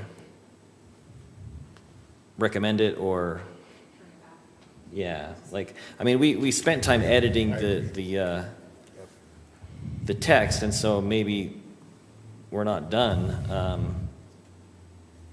I would just like it if our motion, if the motion is more concrete, like, yes, this new definition, or yes, the old definition. And if we're not sure, then I don't know, that seems messier to me. If we provided a strong recommendation to just keep the original definition, you would still have the prerogative to bring something different to the city council, right? So you could still do that without bringing it back to us. Yeah, and I think based on the discussion tonight, I would do another review with our legal counsel anyway, regardless of what that, regardless of the recommendation, just because we want to make sure that anything we put in front of the city council isn't flawed. So it's the planning commission's prerogative. If you want us to work on that and bring it back, we're happy to do that.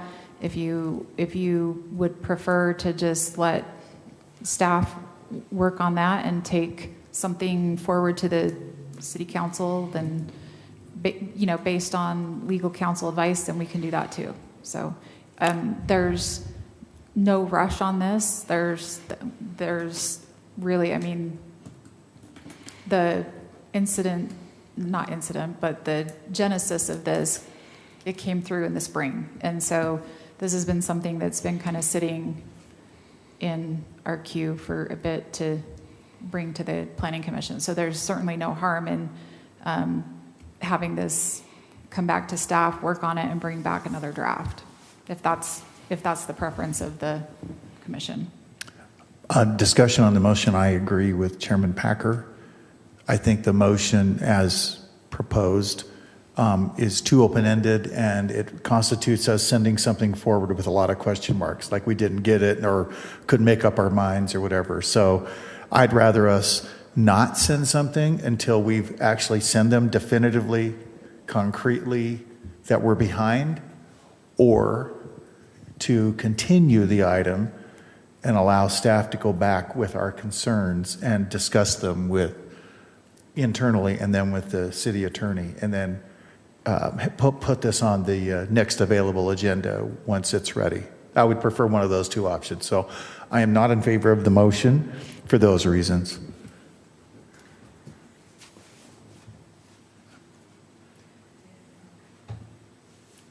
Any other comments or discussion? All right, I guess we take a vote then, right, on the motion? Question, yeah. We'll call the question, and we'll start with you. I think you're up. Nay. Nay. Nay. Nay. Aye. Nay. All right, so the motion fails. I suppose we would then need to decide. Another motion to have Yeah. staff work on it and bring it back? So moved. I'll make a motion that we continue discussion on this item based on the complexity of our various opinions and discussion on this. And hopefully the commissioners will agree that we'd like to send something on that's a little more definitively decided upon based on the technicalities we've discussed. That's my motion. Do we have a second?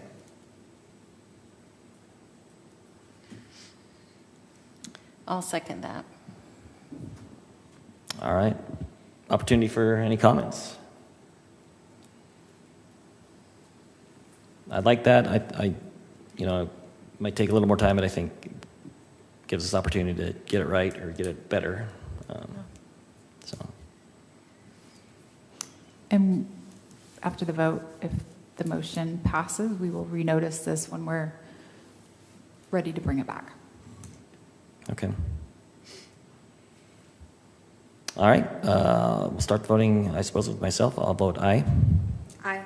Aye. Nay. Aye. Aye. All right, the motion passes. I think we made good progress. Just from my point of view, so I don't think we've wasted our time here. I think No, and if anything, this just kind of highlights the process that staff goes to sometimes looking at code and trying to understand code that somebody else has written and how difficult it is to write code. So it's a great discussion. Thank Yeah. you. I spent a lot of years on committees that wrote contract language for teachers in the district, and I get it. It's tricky. All right, I believe we are now to agenda item number 5. Consideration of enacting Title 17-37 Moderate Income Housing Overlay. All right. Well, when the time comes, let's not forget, we need a public hearing on this. This is in front of the commission because this is in our moderate income housing plan. And we specified a timeline on this I do not like working this way. It is what it is, but we specified a timeline that we would do research on some type of a zoning incentive for moderate income housing in 23, which we did. I reported on that in our report this last August when that was due. The moderate income housing section of our general plan says that we'll present an ordinance for consideration at some point during 24. And so at our very last meeting of the year, here we are. My thoughts with this, so we did have a discussion on this, I think back in, I don't know if it was September, October. That discussion yielded, I think, that it's just very difficult to pinpoint what will work with moderate income housing, what won't. So my efforts with writing this code was to keep it as simple as possible, and that it would be, oh, sorry, I'm on the wrong slide there, but that it would be a open-ended enough that if a developer wants to bring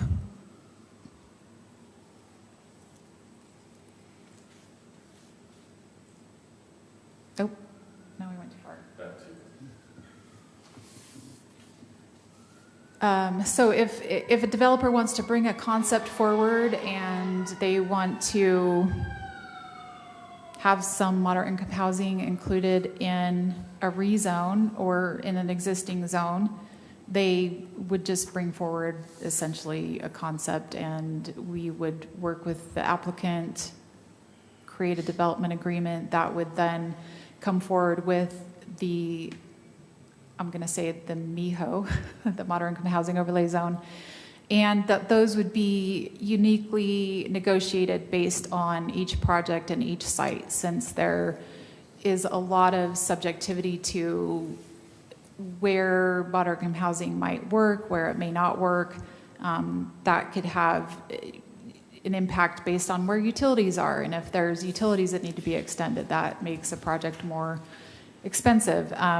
So this, let me pull up the code to the screen, but this was my best effort at trying to get something that I think was simple and straightforward, allowed some flexibility with whatever proposed project may or may not come.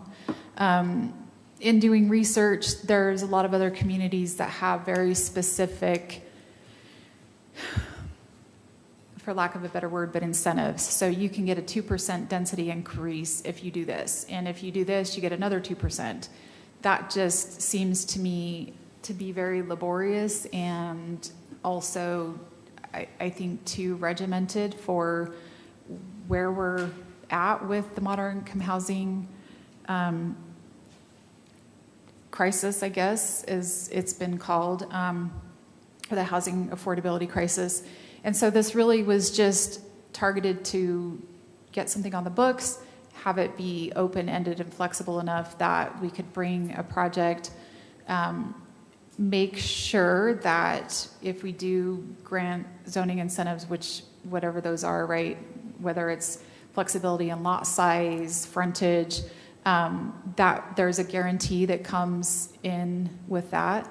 And so I'll just go through these sections, but the moderate income housing overlay would be applied to really any of our residential zones. This is an upcoming zone, and I'm including it now because we hope to get this on the books within the next couple of months. But the mixed use overlay, I went back and forth on whether or not that should be included, just because that requires a development agreement. And if there was the desire to have moderate income housing included in the mixed use zone, I think we could just include that in the development agreement. So I don't know if it necessarily would need like 2 overlays. But that said, I think we would like to consider this in the mixed use zones as well. This master plan community, just as I guess a precursor to what's coming, which is on our agenda tonight, but I did not get that done. So we'll just notify the public that's here that we're not going to be considering that item, and we'll renotice and bring that back at a future date. But the master plan community ordinance that is forthcoming, I would envision, would be about as simple as this, and just really trying to say, look, we want in some of the remaining areas of our city and the development that we know will occur, that we want to have a variety of housing that comes out of that. And so that could save us from trying to draw boundaries for a certain area of a rezone, and give us flexibility of just kind of blending certain lot sizes and density within this master plan community. So that said, I did receive some thoughts from Commissioner Summercorn, which, let me go through this and then I'll just add some of his thoughts at the end. And I did, so this will show some track changes. I also received some feedback from staff from Symphony Homes, which I think was some good commentary on this. And so I'll show that to you. But again, I'm just specifying that we're not going to do this without a development agreement.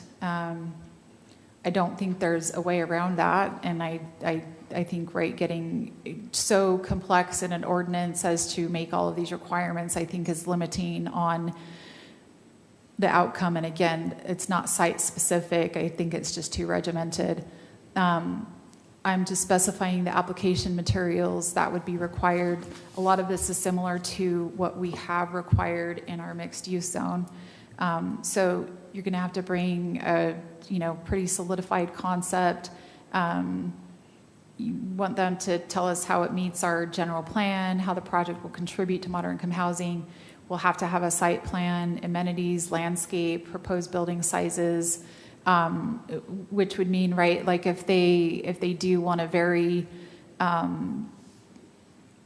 lot sizes and home sizes, then we want to know that up front. There's some practicalities, like if someone's saying, hey, we're going to bring a 5,000 square foot home and it's going to be moderate income price, that's questionable. And so we want to know what the plan is from the beginning. We would want to know the proposed setbacks, the locations of any streets and access points. We want to know what those buildings are intended to look at and then, or look like. And then I know that we can't in our zoning code regulate what housing looks like, but we can through development agreement. And I think that is important because we want to make sure that the materials used are going to be quality and lasting. And, we don't want to end up with like, well, this product is moderate income housing price, but it's because the cheapest materials were used and, 3 years into the project, it's looking dilapidated and falling apart. So, and then always we may require a traffic analysis based on the size of the project. This is the section where I would say, we are going to guarantee, like if we're going to give you these things, you're going to have to guarantee that the outcome is going to produce moderate income housing. So one of the things, and this was the comment from the Symphony Home staff member, but one of the things that I do not feel like the city wants to get in the business of is tracking an income qualification. There are some cities that have housing departments or divisions. We don't.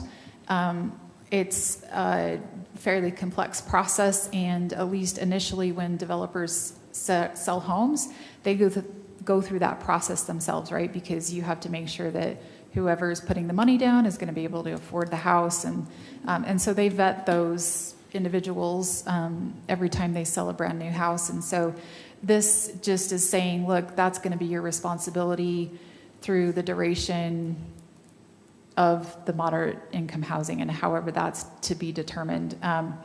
And so the comment of like, well, what if we want our HOA to do it? Or what if the developer doesn't want to do it? Okay, so you just contract with someone. And right, like in Salt Lake County, you have NeighborWorks. Actually, there's NeighborWorks in other counties as well, but NeighborWorks has a large presence in Salt Lake County. And so we could look for a group like that that that the developer, whoever could contract with to do that income qualification, because we're talking about, looking at people's taxes and their income levels and social security numbers. And I just don't think that's the business that the city wants to get in. The developer's already in that business. And so requiring, I think, that responsibility to stay with them is reasonable.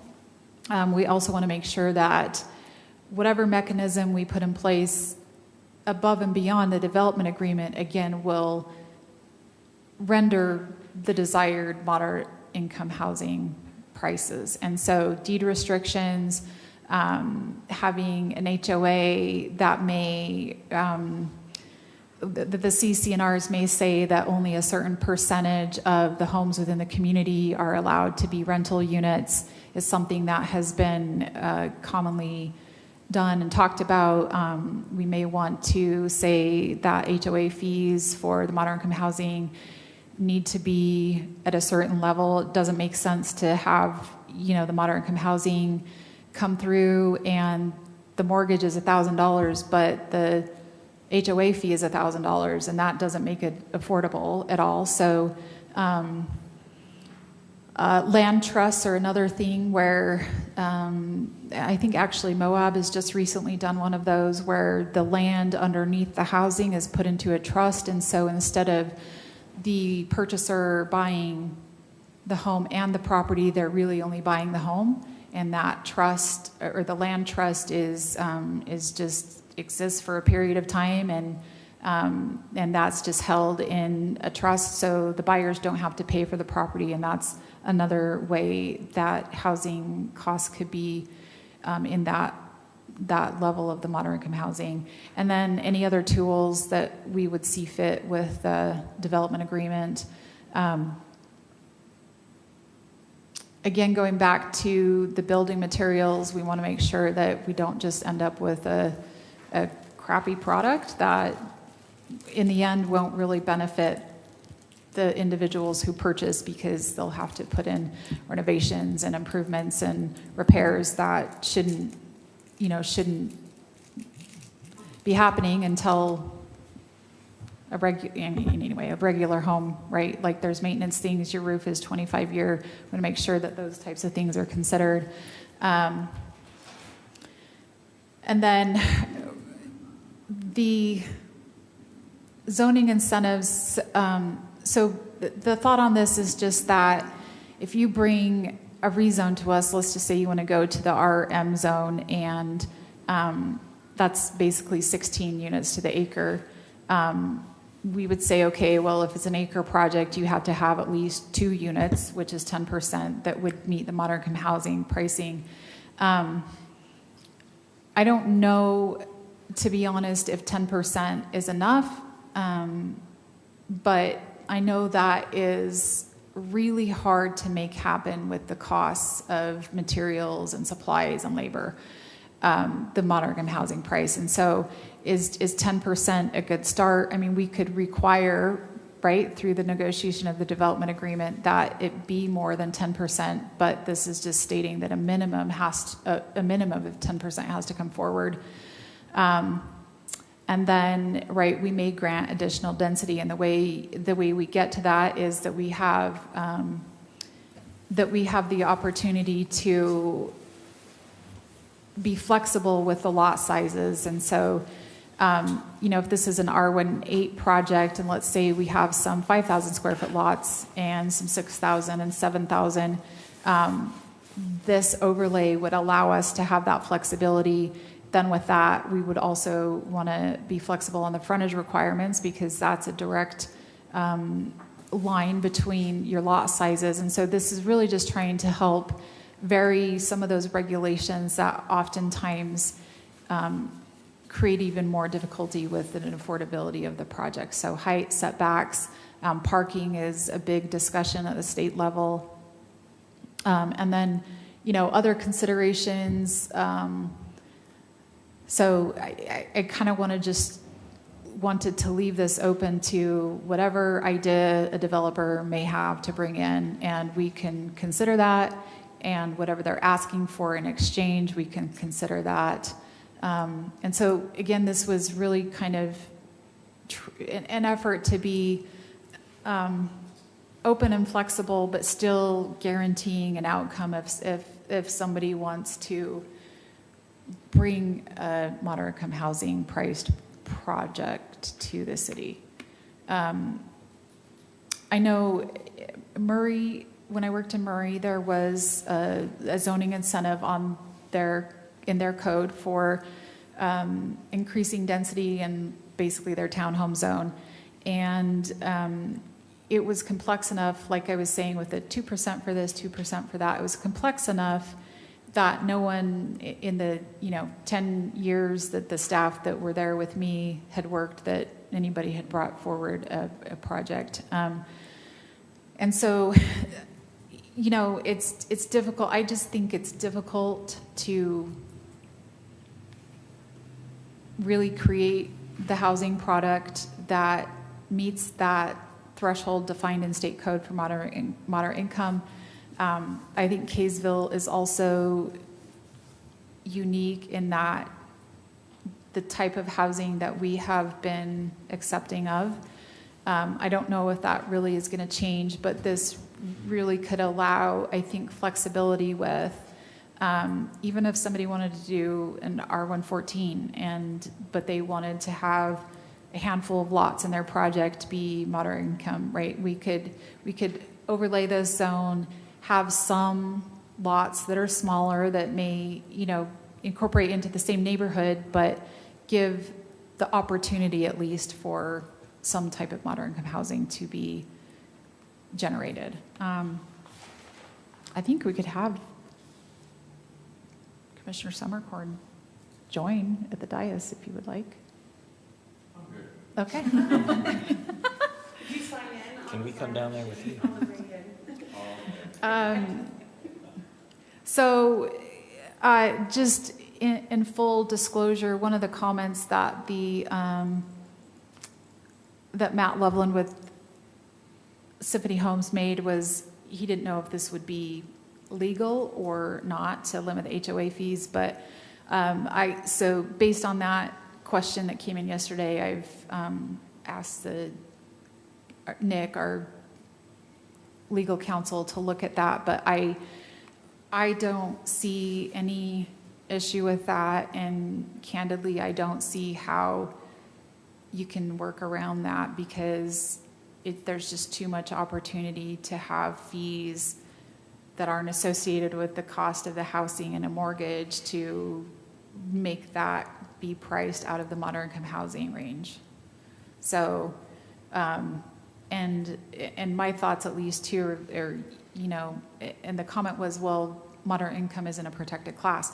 I don't know if it really needs to be to have fees be dispersed in different ways. When you go to Boondocks, seniors has a different rate, so do kids, and so do adults. And so I think that's probably something that is fine to do, but just wanting the commission to know that I'll have, I didn't receive a response back from Mr. Mills yet, but I will make sure that we do address that when the time comes that this goes to the city council. So that's kind of it in a nutshell. Happy to open up the conversation to the commissioners for questions and discussion, and then of course we'll have our public hearing. So on the HOA fees, when you're saying we would limit that, you're saying in that overlay going into the homes that are more moderate, you're saying they should get a discount opposed to their neighbor? Just because of the size of the lot, or like? Yeah, I mean, I think you could do it based on the size of the lot. You could do it based on the home, or you could just say in the development agreement, right, that you have to restrict the HOA fees for the moderate income units to a certain amount. You could even just say that the HOA fees could be a percentage of the value of the home. I don't really know how that looks, other than just knowing that, if you have a really high HOA fee, it just completely defeats the purpose of having a unit that's supposedly moderate income priced. So I don't know how you address that without, I mean, if there's no HOA fee, right, no big deal, but a lot of the developments that come through do have HOAs, and I just don't know how you get around not addressing the limits of those fees and still trying to produce a moderately income priced unit. So it's really dependent on the development agreement, right? What they're offering for their amenities and the HOA, if they are offering. Yeah, if there's no amenities, then there's no reason to have an HOA. Probably I would say most of the HOAs that we have in the city are because developers have chosen to do a PRUD, and the roads are privately owned, and because of that, we require with that overlay that they create the HOA, because that is the mechanism that'll pay for the maintenance of the road. And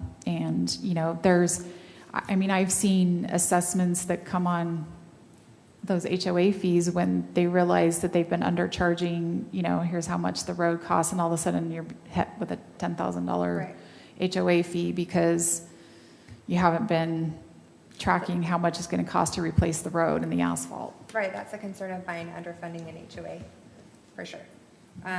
Especially, and then maybe like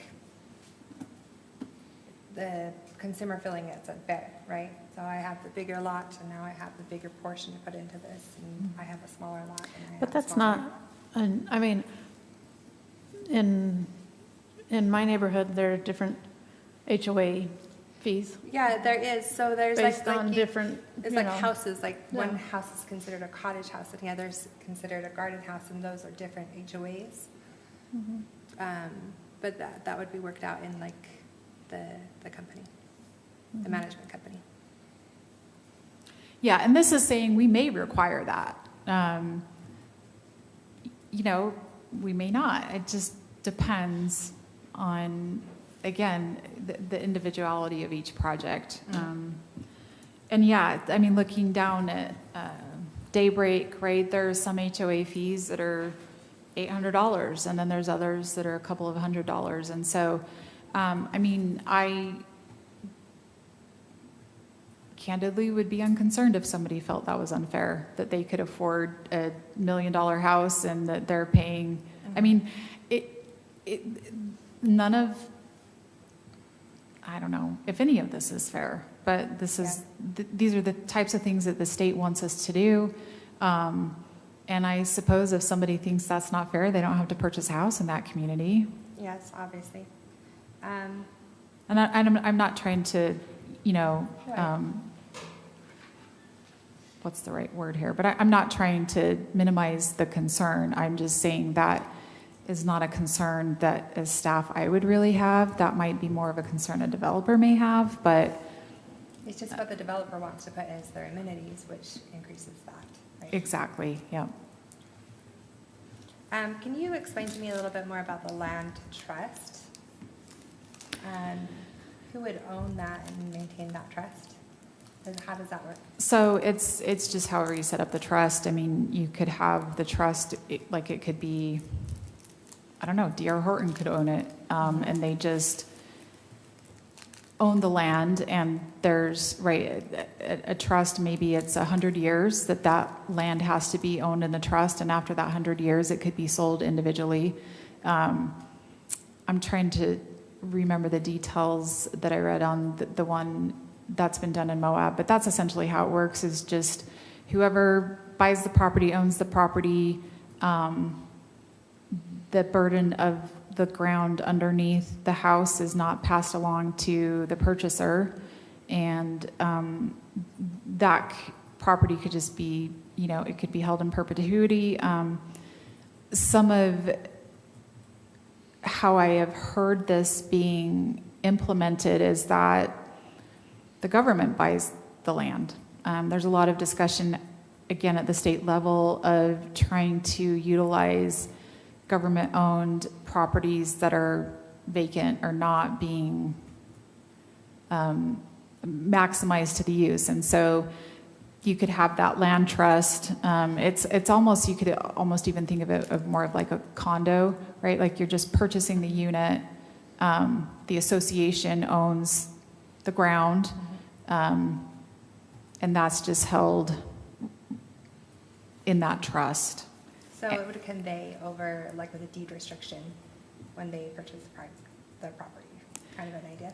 Yeah, I'm not well educated on how these land trusts work. Interesting. And I don't think there's a lot of places in Utah that really have had these land trusts implemented. I think Moab is one of the first. But if that's what somebody wanted to do, then, you know, obviously we would have a lot to learn. And I think that works in some instances. I frankly don't see a developer coming and saying like, hey, I just spent, you know, $10 million on this property and I'm willing to just hold it in a trust and not pass along that cost. But it's a tool that could be implemented. Thank you for expanding on that. Yeah, I wish I knew more. And Paul or Wilf, do you have any? Yeah. Yeah. It's It's supposed to bring down the cost of housing because you don't have to pay for the land. You wind up paying the land Later. generally like as a part of like a monthly payment on this. Okay. Renting, Or leasing, yeah. leasing, yeah.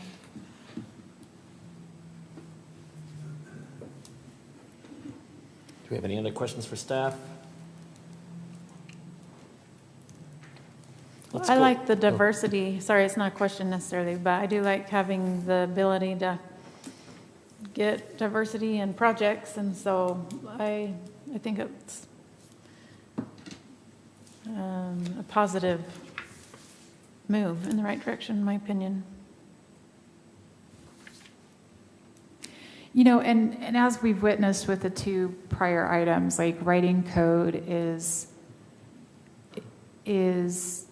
tricky, and one of the things I wanted to keep in mind apart from the flexibility as I wrote this is that I don't want to break anything else in our code. And I think that this is a good start. It may not be the best ending place for a moderate income housing overlay, but I think this is a good start. And then I think as well as other communities across the state in the years, next 2-3 years, as some of these projects start coming through and you see, how successful Moab was with their land trust, what worked, what didn't work, right? We always can bring an ordinance back and modify. And so, I think this is a good place to start. I think we'll at least, once we get this on the books, I think that'll at least we'll be able to report to the state that we fulfilled our obligation on this and should be found compliant with our next round of the reporting that's due August of 25.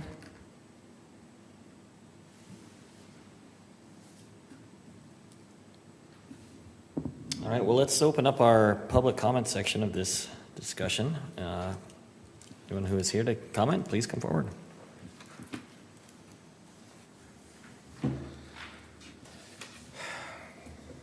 So again, Jason Lardy, this is actually what I came to talk about. Just in general, I think that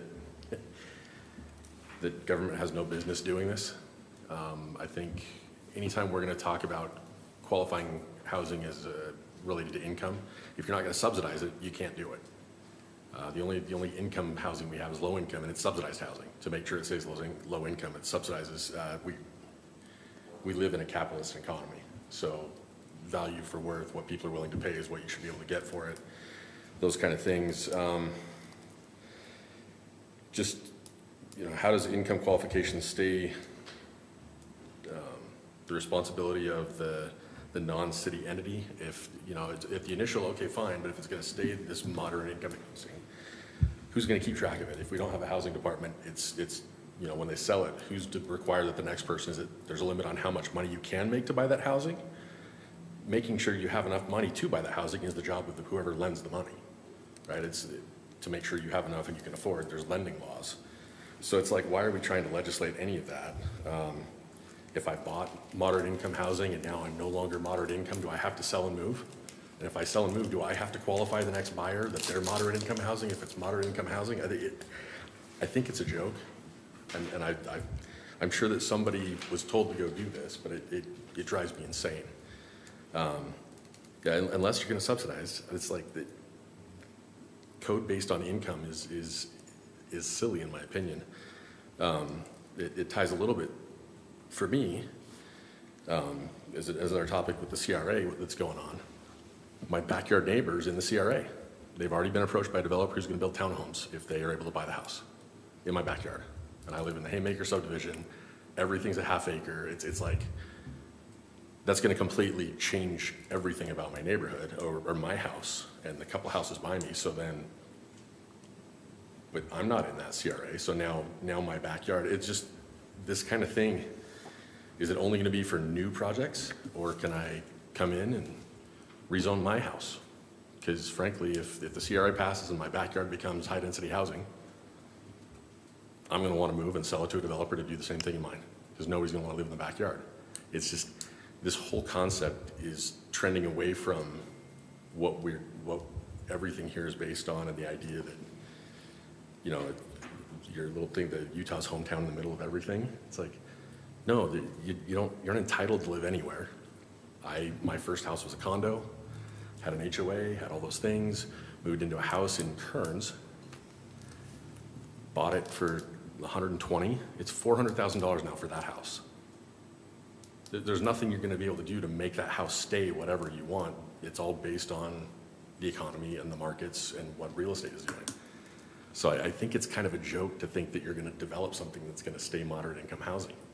I just, you know, if we have to propose something, this goes back into who mandates that we have to propose this kind of thing. It's socialist government, it's communist government to me when we do this type of thing.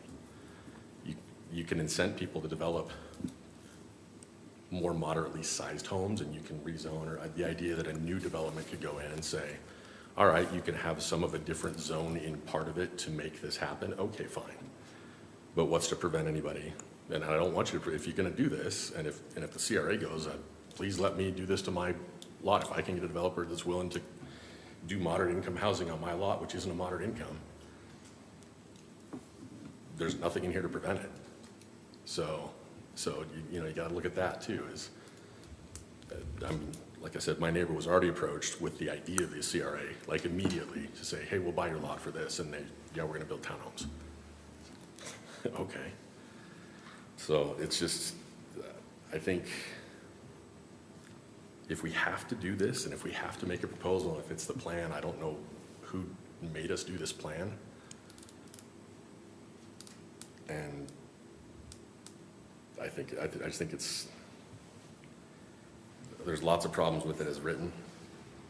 And again, I'm not trying to criticize, I don't mean to do any of that. I just think there's a lot of things that can go wrong with this, and a lot of things that can be done to damage the people who are already here and moved here for specific reasons, and bought where they bought for a specific reason, and for the look and feel and how it is in their area, and earned the right to come here. They weren't just handed it, weren't just, okay, we want to make sure everybody can be here. So it's like, well, everybody can be lots of places.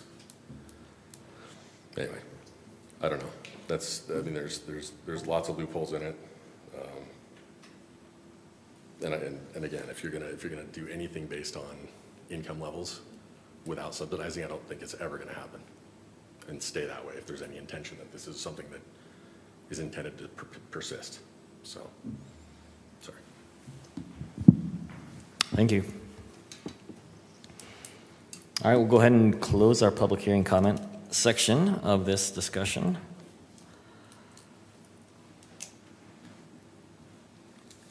Discussion among the commission.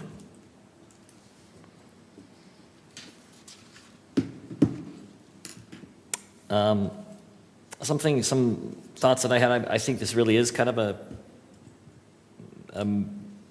a moving target. You know, there's a lot of things changing, and as you kind of said, like, is this a starting point? How much is it going to change? Yeah, I don't know that we're ever going to come to a perfect, you know, like here's the perfect plan and it's gonna stick. But I do appreciate the amount of work that's gone into it, and boy, I don't know. There's discussion on a lot of different levels that we could have. You know, I guess the question is, doing this, you know, as the requirements of the state, you know, that come for us to have the plans or incentives or ideas.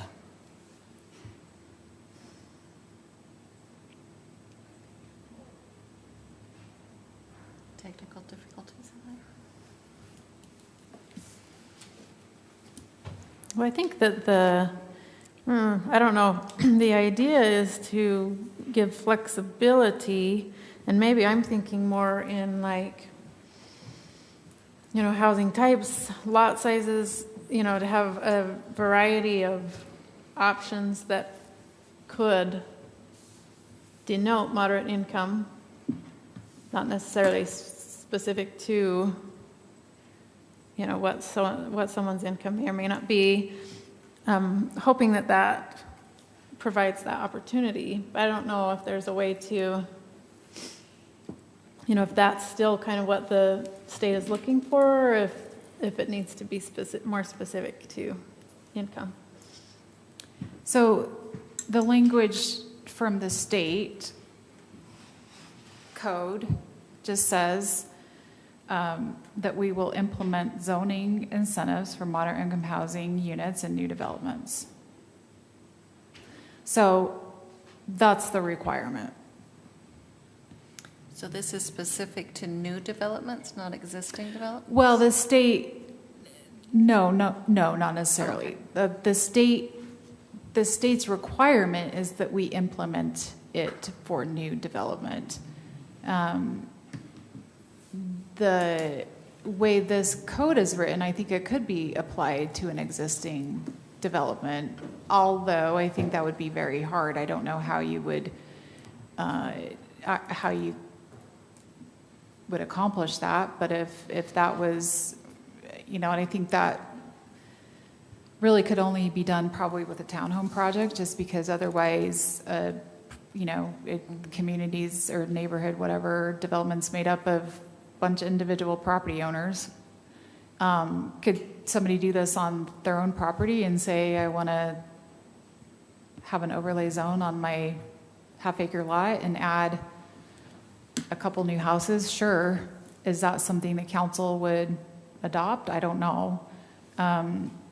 The adoption of a moderate income housing overlay zone would be a legislative decision, so fully discretionary. If the council didn't like the project that came forward, they don't adopt it. If it's a project that they feel like is worthwhile and can actually yield the results that they would want to see, then obviously their prerogative is to approve that. This just, I think, checks the box. That's really, I mean, I feel that the ability to create moderate income housing prices is near impossible. I think it's more possible depending on the type of housing.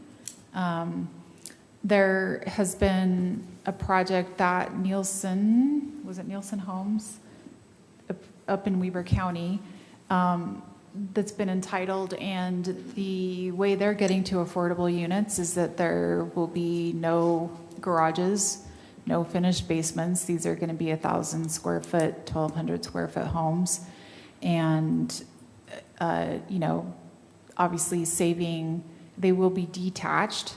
So there's that, but they're small lots, they're small homes, there's no garage, and obviously that saves some construction costs. But I think it's very challenging to get anything that hits that 80%. I just think it's really challenging. And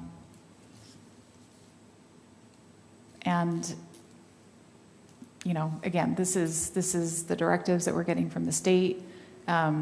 These were the items that were selected to include in the general plan, and the staff, I'm just trying to make sure that I do my part in making us compliant. And on a second note, like if we don't get this adopted this year, that's fine. My thoughts were, if we were able to get a recommendation to come out of this tonight, I would turn it around, get it on for the city council meeting next week. Otherwise, we'll bring back a general plan amendment to amend the timeline that's identified in our plan, and continue to work on this. But you know, again, I think with the possibility of having moderate income house units, I don't know if there's a lot of value in spending a ton of time and effort in researching and trying to figure out how to craft a 12-page ordinance. I think this gives us the ability to consider projects as they come in and determine whether or not they will do what they're intended to do, without putting a whole bunch of regulations and, like I was saying, that other ordinances that I've looked at, it's like, oh, you can get a certain density bonus if you provide this or if you do this. And that a lot of times actually the requirements of that are like you have to provide an amenity. Okay, well, the amenity makes projects go up or the HOA fees go up. And so, it's a very tricky task to try and accomplish. Yeah. And I have yet to have, I'm just going to say, an actual developer walk in the doors here and say, I want to do a moderate income housing project. They're not interested. I don't think I had anyone in Murray that wanted to do it either. So in the last 6 years of, working in community development, it's just not something that's come forward. Although at the same time, developers want to leverage this topic to try and get what they want. So, I think that this is a good first attempt. Certainly not perfect, but I think it's a good first attempt. So, for what that's worth.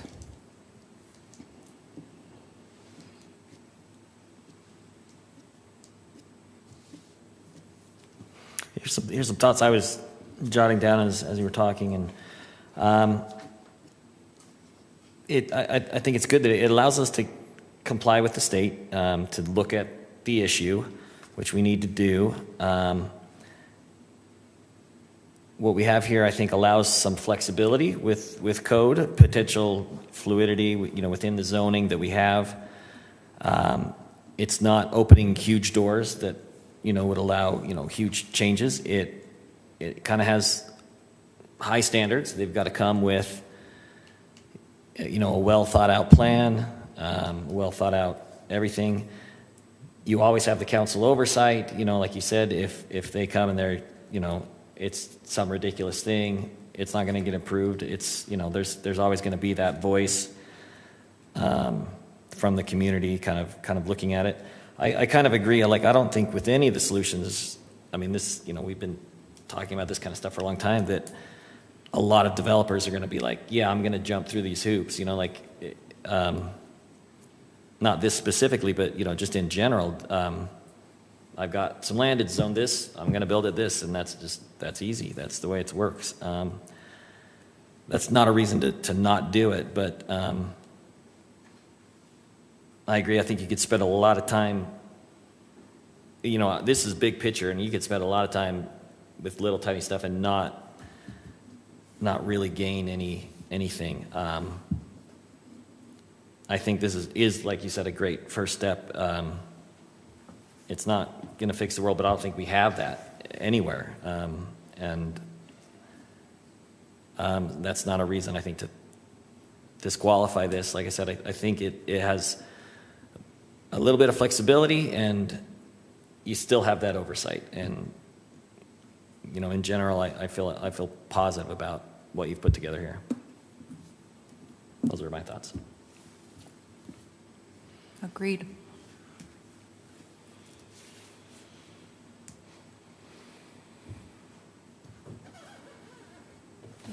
Did you say Will had some comments that you were going to read? Yeah, he did send a few thoughts.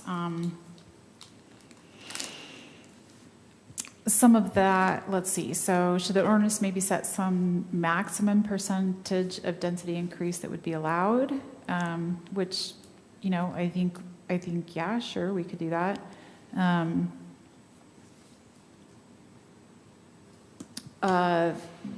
There was he questioned, should we list a type of housing types that may be considered? And I think we certainly can do that, but I think that also is specified already in the zones that they would be overlaid upon, right? So R2, you can do a 2-unit townhome, essentially. 4, you can get up to 4. RM, I think actually it says you can't do more than 6, but I think that is kind of built in here. how that's defined, but I don't think it would be a bad idea either to just say that modern-income housing could be allowed with, single-family, detached, duplexes, triplexes, fourplexes, townhomes, even apartments, or condos. I think we could definitely add in a section that just specifies that, and I think anything is game. I think any type of housing could be eligible for the modern-income housing. Let's see. There was a question about, since there's no minimum size requirement for the overlay, and I think that would mean like a 5-acre site. Is that kind of what you meant with that one, Will? Like a minimum? Yeah, so so now I'm reading your email that you sent to me. Since there is no minimum size requirement for the overlay, does this mean that a single lot could apply for the overlay and maybe build a fourplex? Yeah, I think they could. And again, if the council felt like it was worthwhile, then they'd approve it. I mean, it could go either way. You could put a minimum size on it, or you could just leave it for individual lots. You've got lots that are large enough that they could probably do something on with the overlay just for the one lot. Yeah. But would it have to be, Whether if you that's were, acceptable or not, I don't know. if you were doing a fourplex, would it have to be in an R4 zone? Okay. Yeah, the way this is written, I think the flexibility is there. And it's just a reminder, the overlay is a rezone. So we go through our typical process. We send out notices at least 10 days before the meeting to properties within a 500 not square foot, but 500 foot radius of that proposed rezone. And we post it on our social media. We post it on the state's website, post it on our website. So, it wouldn't be a surprise, especially to the surrounding neighbors, if an application like this came through. So there may be some wisdom in limiting and trying to put a minimum size requirement on that. But again, it's something that, if you did want to apply it to a single lot and they're entitled to one unit on that lot, then they wanted to do 2 units. Well, now we're getting, instead of that 10%, we're getting 50%, but it's really not scalable to be beneficial, if that makes sense. No, and the requirement would be, it would have to be affordable. Right. You have to do the You couldn't just do it unless it met those moderate income housing requirements. Correct. Yeah, right. You'd have to have a development agreement. You'd have to have a deed restriction. You'd have to do all those things that we would require to guarantee that. And then the last comment was just, this isn't listed in the commercial zones. Our mixed use overlay can go over any of our, it could actually go light industrial, central commercial, general commercial. My thought on at least that comment is I would say let's leave it with this and kind of see how it goes. We're limited on our commercial space, and if somebody wanted to do a mixed use project that had some moderate income housing priced units, I think that would be great. Otherwise, I don't think we want to start eliminating our commercial base to residential. We're just so limited on that. I would have a hard time recommending that. Comment? Sure. There's a growing trend in the U.S. to build residential over existing retail buildings, especially vacant big boxes and non-vacant big boxes. Home Depot has been building residential over the top, sometimes 2 stories of it, and finding it's very, very successful. So I think we should give some thought to that, maybe including that in the future, that in a retail zone, there's nothing wrong with trying to put residential on top of it. It seems to be working in other parts of the country. And it's certainly space that is often sitting there doing nothing. And, Absolutely. And in that instance, they would apply for a mixed-use overlay. okay, so the mixed use does allow for the use of all the commercial zones? Uh-huh. Okay.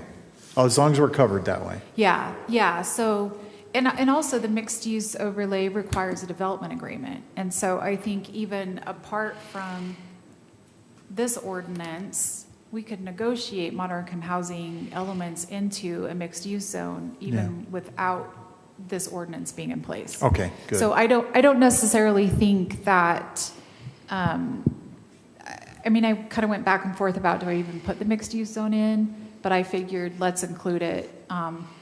But yeah, in that instance, somebody wanted to put housing above Smith's, then Smith's comes for a rezone to mixed use. Yeah. I'm sure it's not cheap to do it, but boy, talk about getting positive results.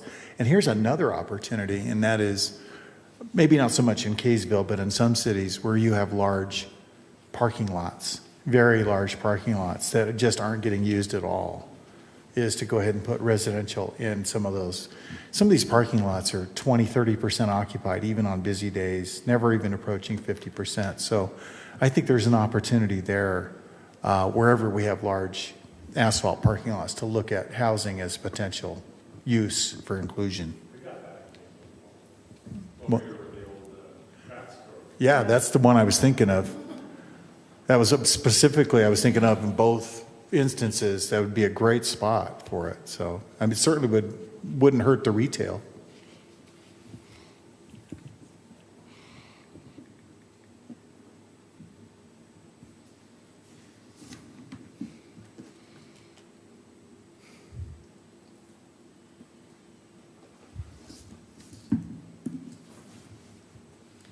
So explain what the next steps are again. This goes out to, if it's continues on. Yeah, so if the Planning Commission's prerogative is to issue a recommendation tonight, then I will get it on the agenda for next week's council meeting on the 19th, and hopes that they can adopt it and we can meet our the requirements. Otherwise, we would, I mean, whatever the Planning Commission, if you wanted more work on this, like the other items, bring it back. Generally speaking, we do not, so the deadline for City Council staff reports would be tomorrow. And generally speaking, I don't stay up until 4 a.m. writing staff reports to get them on the week's agenda for, it's usually like a delay of 3 weeks essentially between the timing of Planning Commission and City Council meetings. So if there's a recommendation, I will get that staff report and put that in tomorrow, get it on a council agenda for next week. If there is not, then we will, whatever the Planning Commission's motion is, but we would have to amend the general plan and the dates that are in there, which I think is absurd, but the state has said if you don't meet the timeline in the plan, you're non-compliant and you have to either amend your plan or be non-compliant, which really isn't an option. Does that answer your question? Yes. Okay.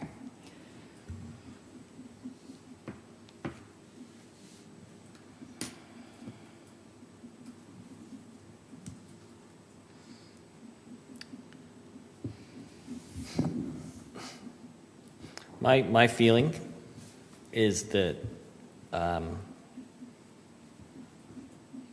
it's probably where we want it to be to pass it on. I think if we get into the weeds, we'll be there for years.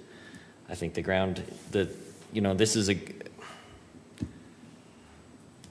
it's enough for what we need at the moment. With a very changing landscape with all of this and a looming legislative session and all that kind of stuff, that we could end up doing a lot of work that end up, if we ask you to go and do more detailed stuff that may not even be relevant, in a few months or something. I see it as kind of more of that big picture. I think there are gatekeepers that are in place, that we're not opening ourselves up to skyscrapers and things. I'm generally in favor, just my view of this, passing it on to the council. Is this a recommendation of consideration of enacting it or just getting it starting? So the recommendation would be kind of the same as the other ones, right? Recommendation of approval of enacting the ordinance. Not necessarily as written right now, but with like getting it started, basically. Well, it would be, I mean, they would approve, if it works out the way I had hoped it would, just so we can be compliant with our reporting, but they would approve this ordinance, and then it's on our books. One of the things about writing code, again, like it can be very tricky to get it right, and you can write one section and it breaks another part of your code. I don't think this will break anything. I think it gives us flexibility. But also when you write code, sometimes you don't know where it's flawed until you take an application through the process. So I think this is flexible enough that we're not going to run into a situation of like, this code doesn't even work at all. I think that development agreement really is kind of the safety net for all of this. And if a project comes in with the zone, right, the applicant then would apply for a moderate income housing overlay to an existing zone, which generally would be one of those listed. I did not put this on any of the agricultural uses. That just didn't seem like the right move. So I just left it to the residential zones.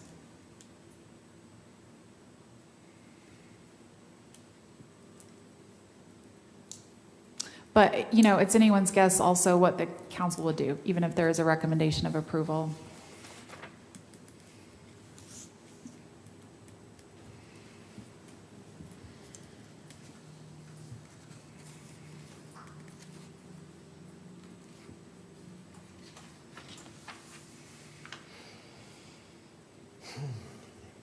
Chair, I move to recommend Title 1737 Moderate Income Housing Overlay to the City Council.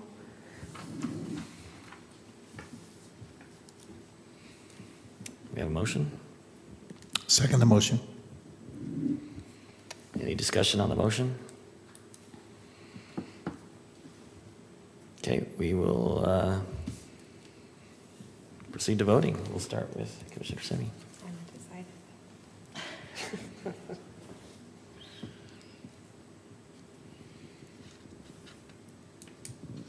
Can we go back to discussion? Sure. As far as I know. I'm trying to see if I can solidify my thoughts on it. So we're working on being compliant in a compliant timeline. We're hoping that this will go forward and be put into code as written. The idea is it has to have a development agreement. New developments, but necessarily can go over existing things.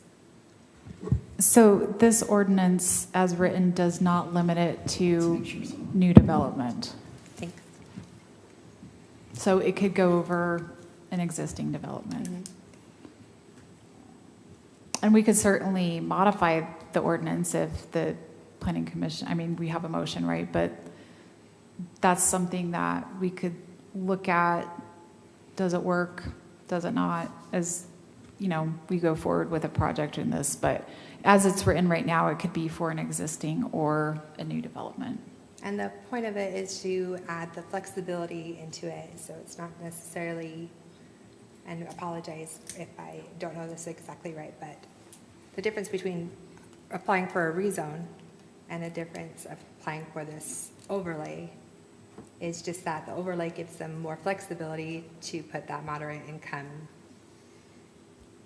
definition that you're talking about. Yeah, so an overlay technically is a rezone, but you're applying a different set of standards to the existing zone. And so in this instance, those different standards are, we have flexibility with lot sizes, setbacks, et cetera.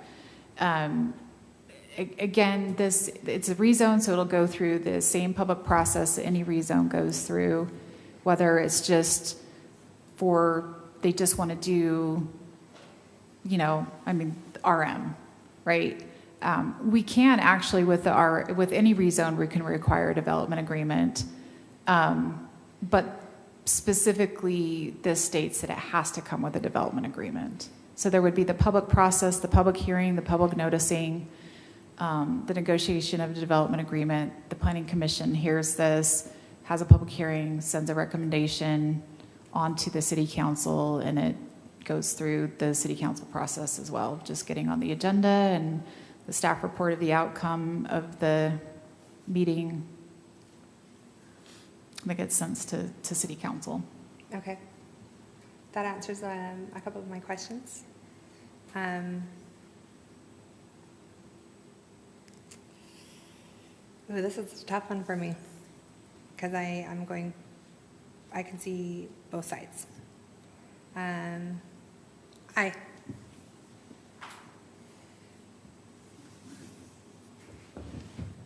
Aye. Aye. Aye. Aye. Aye. Motion passes.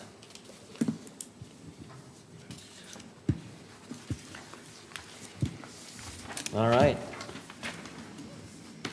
So item 6, public hearing for enacting Title 17-36 Master Plan Community. My understanding is we're postponing that, or whatever the official. Yeah, anyway, I had hoped to get that done, did not. We will renotice and bring this back when we have an ordinance drafted. Again, just as kind of a heads up, I see the ordinance for this master plan community to be very similar to the moderate income housing overlay, where it's a zone that essentially just has flexibility put in. And so if you want to have half-acre lots and 6,000 square foot lots, you can do that. The concept, there's, again, looking at other cities, what they've done, there's some, again, that are 12 pages versus some that are more simplified. Because this master plan community would also require a development agreement, I tend to think keeping it more simple is the better approach, and all those details are hashed out in the development agreement when that comes forward. So I hope we could get this back on the agenda for our next meeting in January. If not, the second meeting in January. We'll look forward to that. Moving on then to item 7, approval of the minutes from November 14th meeting.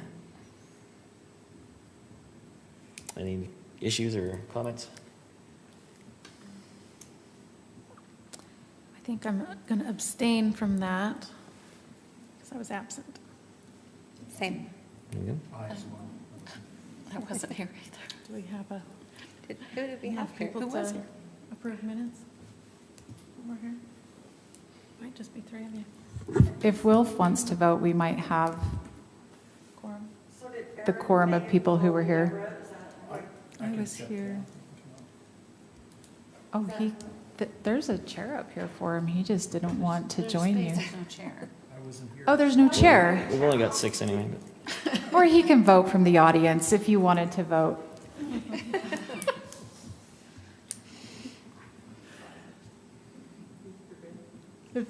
So I have abstaining is Aaron, Megan, Paul, and Deborah, Correct. correct? Because the ones who were here, or wait, it was Rachel. Do we have a quorum? Last meeting. I was here on the 14th? Yeah, I was. No. I'm saying that you're not voting. That's- Yeah, I can't, yeah. Yeah. So, So we have 3. yeah. Just bring them back at another meeting. We'll bring them back to the next. we can, I don't think we I'm still not have. sure We that still don't even- have a quorum. We still don't have a. No, yeah, No. so we can just, There's only three. we'll just put them on the next meeting. This has been like something else to look forward to. the weirdest planning commission meeting I've had in Kaysville yet. Let's not make a decision. Moving on. All right, we'll move on then to other matters. You probably have some. I'm tired. I've been working on Kaysville Gibbs since 9 o'clock this morning. So we're just about wrapping it up. We are helping 154 families, I think. We had 3 more families that came on last minute yesterday. Super cool. We had someone bring in a $1,000 donation, which last night, about 5 o'clock, about the same time we took on the new families, which just washes. So it's crazy how these little things have a way of working themselves out. We set a goal to only do 1,600 tags this year, and we're now at almost 2,100. So we keep saying every year that we're going to do less, and it ends up being more because the need is great, and we've got an amazing community. We've had some grants come through. We've had community. We've had some of Symphony Homes went shopping for us. Boondocks donated some passes after our meeting last month. So it's been a really awesome year and super excited to see how it all comes together tomorrow night. Hopefully at 6 o'clock we have it all wrapped up and ready to go Monday morning. So it's awesome. Yeah, one of the cool things is that our Power Public Works, Parks and Recreation staff help deliver the boxes.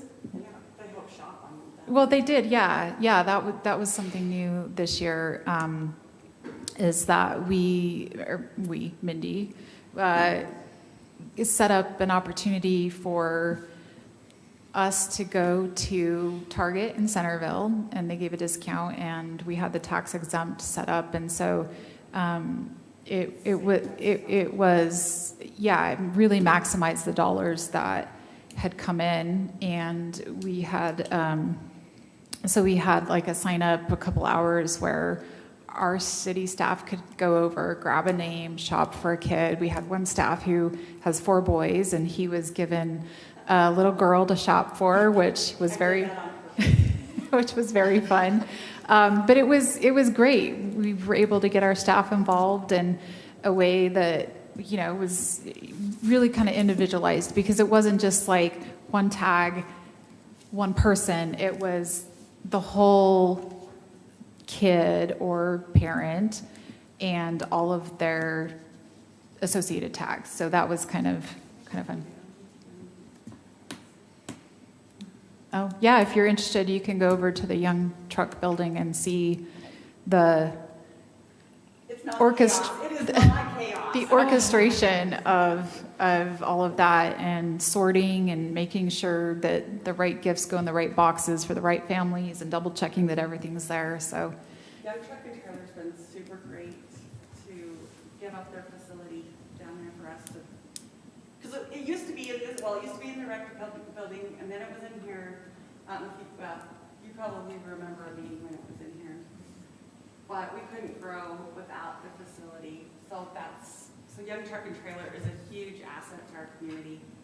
I really appreciate their support and giving financial donations. Yeah, it's just great. It includes everyone that filled the fire truck. It's all of our departments, city council, youth council, volunteers, businesses, residents, youth groups, you name it. That's the cool thing about Kaysville Gives is it has outreach. It reaches out too much in our community. So. Bravo. Good job, Mindy. Good job. I'm glad I still get. I'm glad I get to be part of it. It's a big part of my Christmas. yeah, it's a pretty cool thing. Indeed. Just a couple other items. This is our last meeting of the year, so don't come on December 26th, or do, but the building will be locked and you'll be sad. But let's see. I know, yeah, we have concluded the alternate planning commission interviews, and There will be on the agenda, the consent agenda next week for Paul Toller, I think, to be appointed to be an alternate. And so we will have on the agenda in January, I think it's at the 9th, that will swear him in. And if there's a need, he can join the dais. He previously was living in West Bountiful and served on their city council, and so has a pretty good background in all of the things that we do. So I think the other couple things, we will have a couple of text amendments at that, well, at least one for sure at that January meeting, coming from citizens. So it would be a citizen-led text amendment. One will be for the use of, or for animals, farm animals, and they're wanting to differentiate between miniature horses, and so we'll be doing some research on that and bringing that to the Planning Commission on that January 9th meeting. The other item that I wanted to report on was just that at the November 19th meeting for the County Commission, they did approve the interlocal agreement for that community reinvestment area. So we have a public hearing scheduled for January 2nd, which was the next date that was available to get that on the agenda. The state code requires that we notice everyone within the project boundaries at least 30 days before the public hearing. So that was the next meeting agenda we could get on. And we are, based on some of the questions that have come from the public on that, I think I'm almost done with the frequently asked questions that we'll post next week. And I think this is an exciting thing for the city.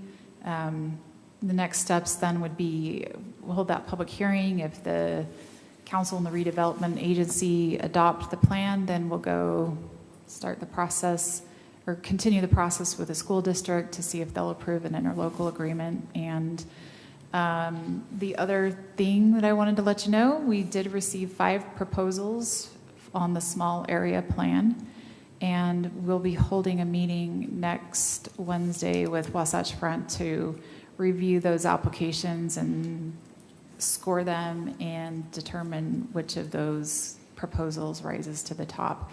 The agreement will be between Wasatch Front and the consultant, and so that's not an item that will come to the Planning Commission or the City Council.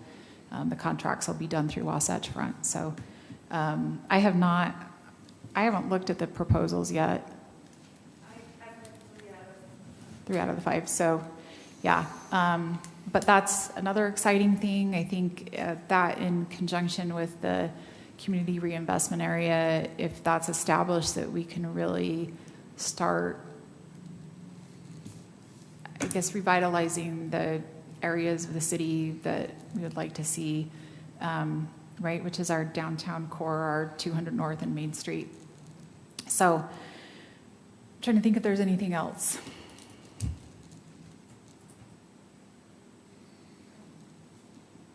No from me. Okay. Okay.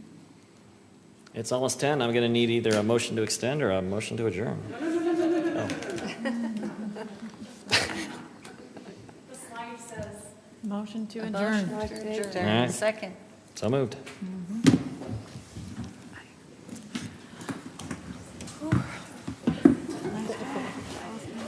Yeah. Different.